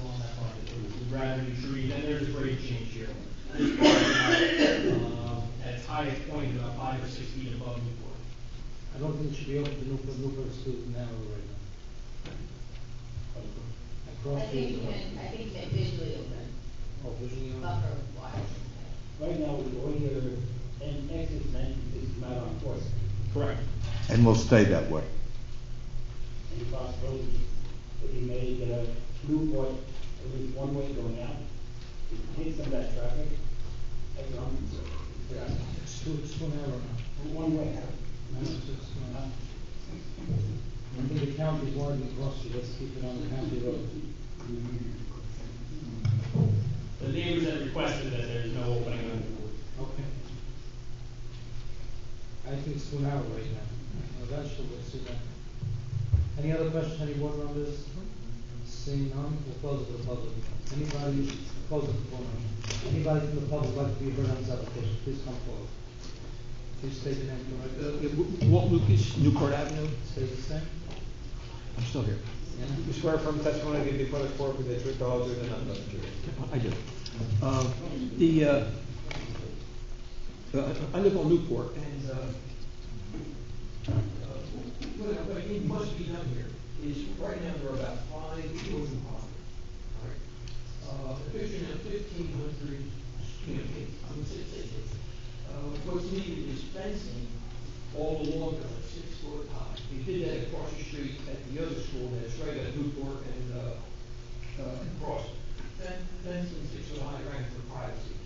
What happens is, the history, they're kids. What happens is garbage bags, trespassing, they do that. You have garbage bags, you have noise,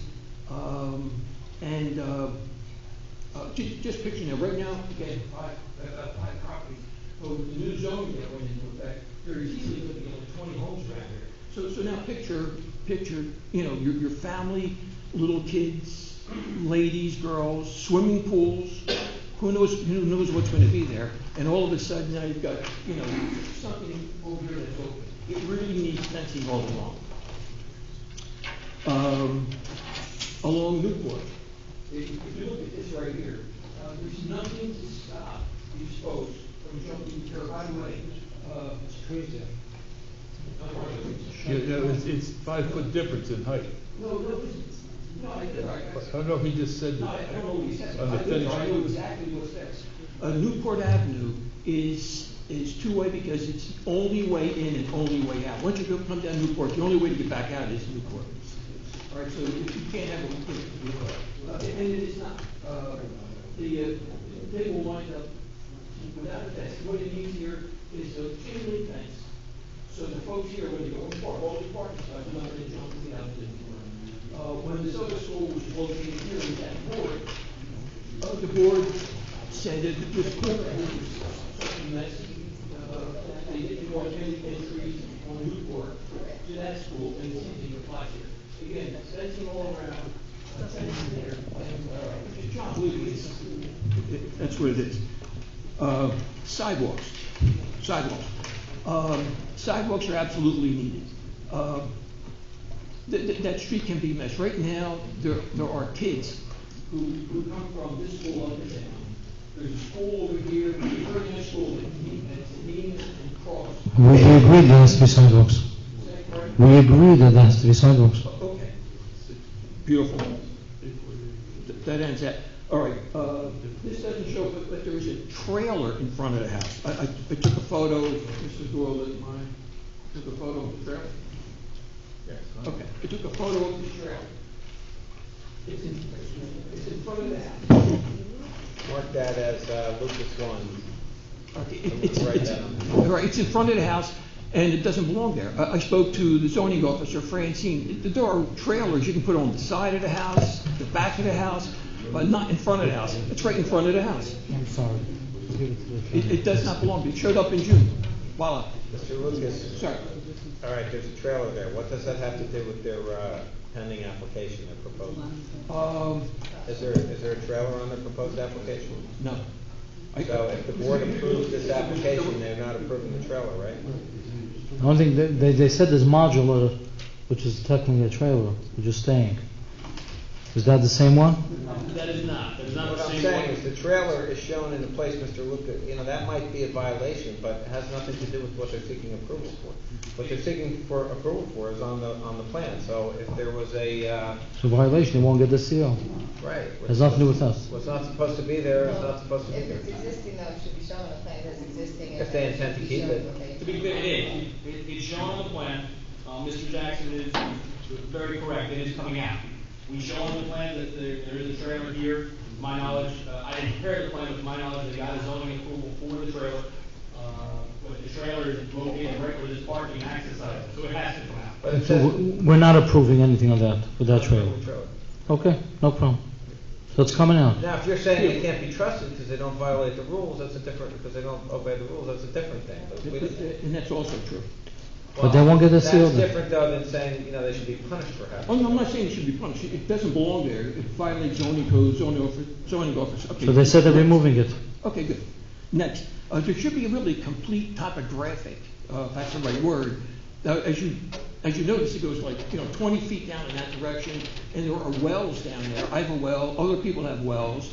There are septic systems down there, and it should be complete, not as, right now I believe it's incomplete. If there's some other level they can provide. Okay, so the only thing, Mr. Lucas, I know that the septic is subject to Ocean County Health Department approval. I'm Am I saying all correct? this can violate my well. I understand they will not get approvals if it violates, if it's near anybody's well. Okay. It's subject to Ocean County, am I correct? Okay. Okay. But buffers, again, now picture, homes in here scattered all over the place, and there should be a 20-foot buffer all around, and this pool really should be 20 or 30 feet. And the reason for that is, again, it's 10 acres. 20-foot buffers, there should be no problem with that. The pool, what happens there's a couple of pools there now. They have one pool, and there was a pool across the street that they were using. What happens is you have kids, there's noise, there's whistles, adults blowing whistles, supervising all this. And so you really need to separate this. A 30-foot buffer goes for this. I think they testified that it's a 20-foot buffer. The only thing violating the buffer is the retaining wall. Is that what you said? That is correct. And the buffer, to be clear, is a separation of land. So the only thing we're proposing in there is a retaining wall. The pool and the concrete are outside the 20-foot buffer. Okay. Which is required by law. The pool is more than 20 feet from the property line, it's just a retaining. So it's going to be 20 feet away from the fence. Correct. Thank you. That was it. Well, 20 Thank you. 20 feet away from the exterior fence. No, We're no. also proposing a pool compliant fence around the pool itself. Okay, but from I understand. the boundary. The From the fence. boundary, correct. Better term. Better. Okay, thank you. I have one other photo here, if Mr. Doyle permits me again. And this is one of the reasons for the, Mr. Doyle. This is the current fence. Is that on the rear line wall? That's correct. I'm standing on my property. That's not a fence. No, and that's what they have now. Okay. So that's what I'm saying. You need a nice 6-foot-high privacy fence to keep the kids from Jackson, trespassing, take this as evidence. noise. Thank you. And again, without the fence, kids are they're going to look at people's living rooms, kitchens. So let me hear what they say about a fence. Walt, on this plan, just locate where that picture is, This please. picture, I'm standing like over here. Right there. And looking at which direction. I'm looking right there, right over this fence. Okay. Right over that fence. So that's- We'll leave with that, Lucas, too.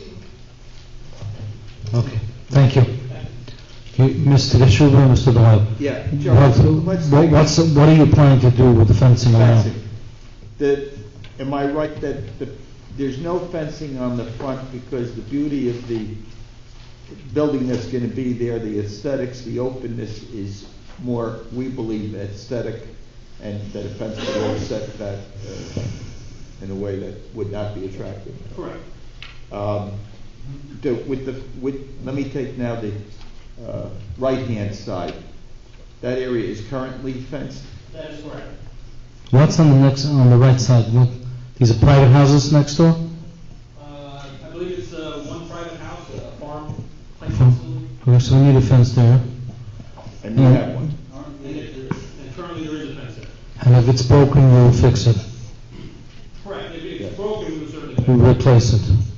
There's currently a fence along the rear as well, along this property line, mostly chain link. There is, as the photo identifies, some areas that are not right in this corner, that are dilapidated and broken. We'll certainly replace those.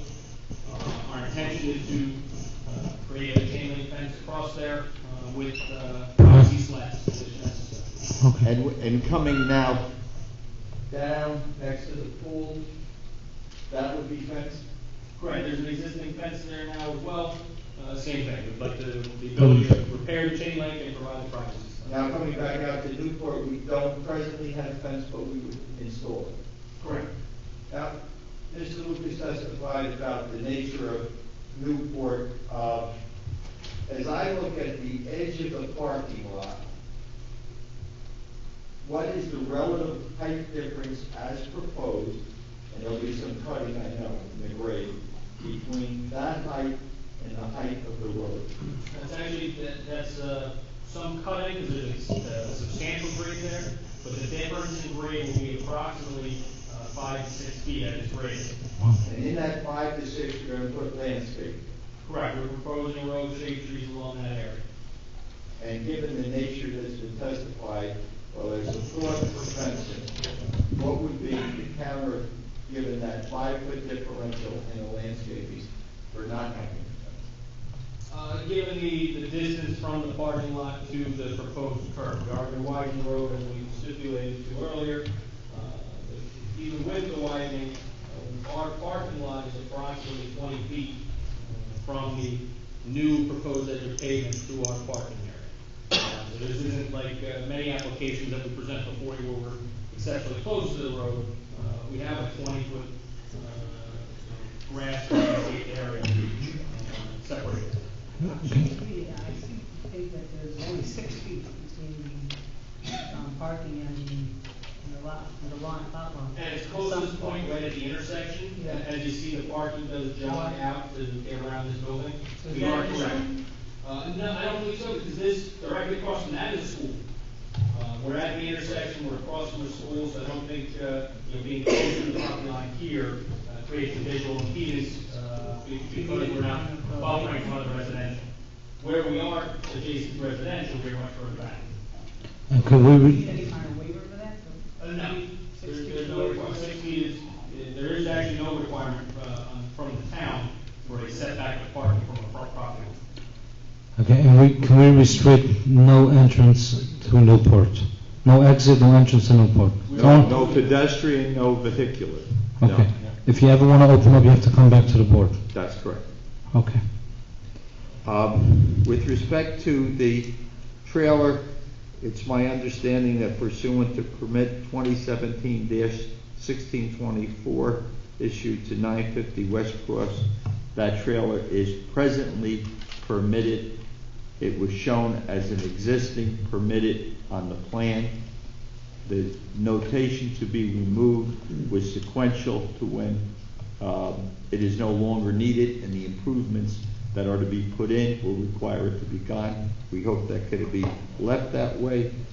With comments about the topography, did we do a contour map consistent with the requirements for a submission? Certainly, we provided all the contouring on the site and overlap onto the road and surrounding area. The ordinance has or the checklist identifies topography 200 feet off site, which we regularly request waivers from, as it's not really necessary for us to identify where the runoff from the site is going. But there's no positive discharge in the proposal that would cause drainage to go off-site There's no to any point- greater degree than it is now. Correct. There are no point discharges to adjacent residential property. Any point discharges to a stable roadway as it is in existing condition. Okay, thank you. We'll open it up to the public. Anybody from the public? It's open to the public. Anybody else from the public like to be heard on this application? Seeing none, we'll close it to the public. Mr. Chairman, by way Yes, of a brief Mr. Lott. conclusion, I think we've responded to the items that have been addressed in the engineering report that Mr. Magnum. Just state for the record, you agree to everything in the report besides what we spoke about? I would note that on That's a lot to read, huh? on item 25, which is the sewer, the contingency rate sewers, that the condition would be such as I gave it, that we will, that we have the flexibility either to have septic waste be removed, always in accordance with the DEP, by whatever means are allowed by the DEP, whether it's provided by us or others. Okay. Subject to outside agency approvals. Okay, now, I would entertain a motion on this application. Yes. One of these schools that are going up on course have a problem with students, let's say playing basketball at night, and they have to put directional lights in, so it didn't affect the neighbors behind it. Is that being taken care of? We provide a lighting plan for the site utilizing LED lights that are night sky friendly and directional with proper shielding. And this is due of homes and possible more homes. Correct. So the benefit being we do utilize new technologies to ensure that the light stays on our site and doesn't spill off. Thank you. Thank you. I would entertain a motion on this application. Mr. Greenberg moves to approve. Do we have a second? Yeah, I'll second. Mr. Franklin seconds, I'm sorry. Roll call. Mr. Grunberger. Yes. Mr. Franklin. Yes. Mr. Hipperson. Yes. Mr. Herzl. Yes. Mr. Barfield. Thank you. Motion approved. Thank you. Okay. Is that it? Public. Bills. We have a motion to approve the bills? So moved. Moved, all in favor? Aye. Aye. Motion to adjourn. Okay, all in favor? Aye. Yeah. Good night. Goodness, we got out here before midnight.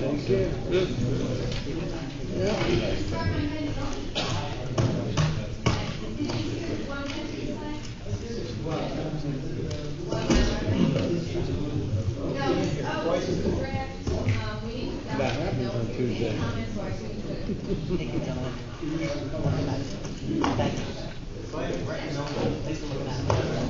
Yes, sir.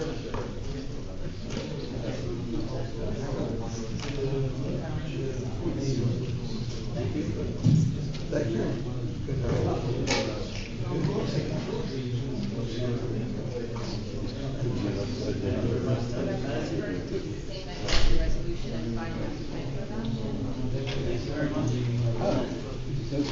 Good luck.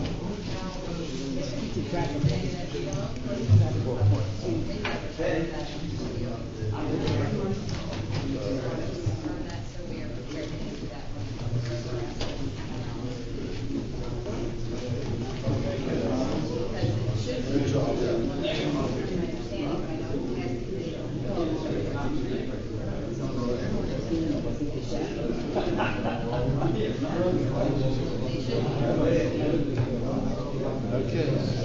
Have a good one.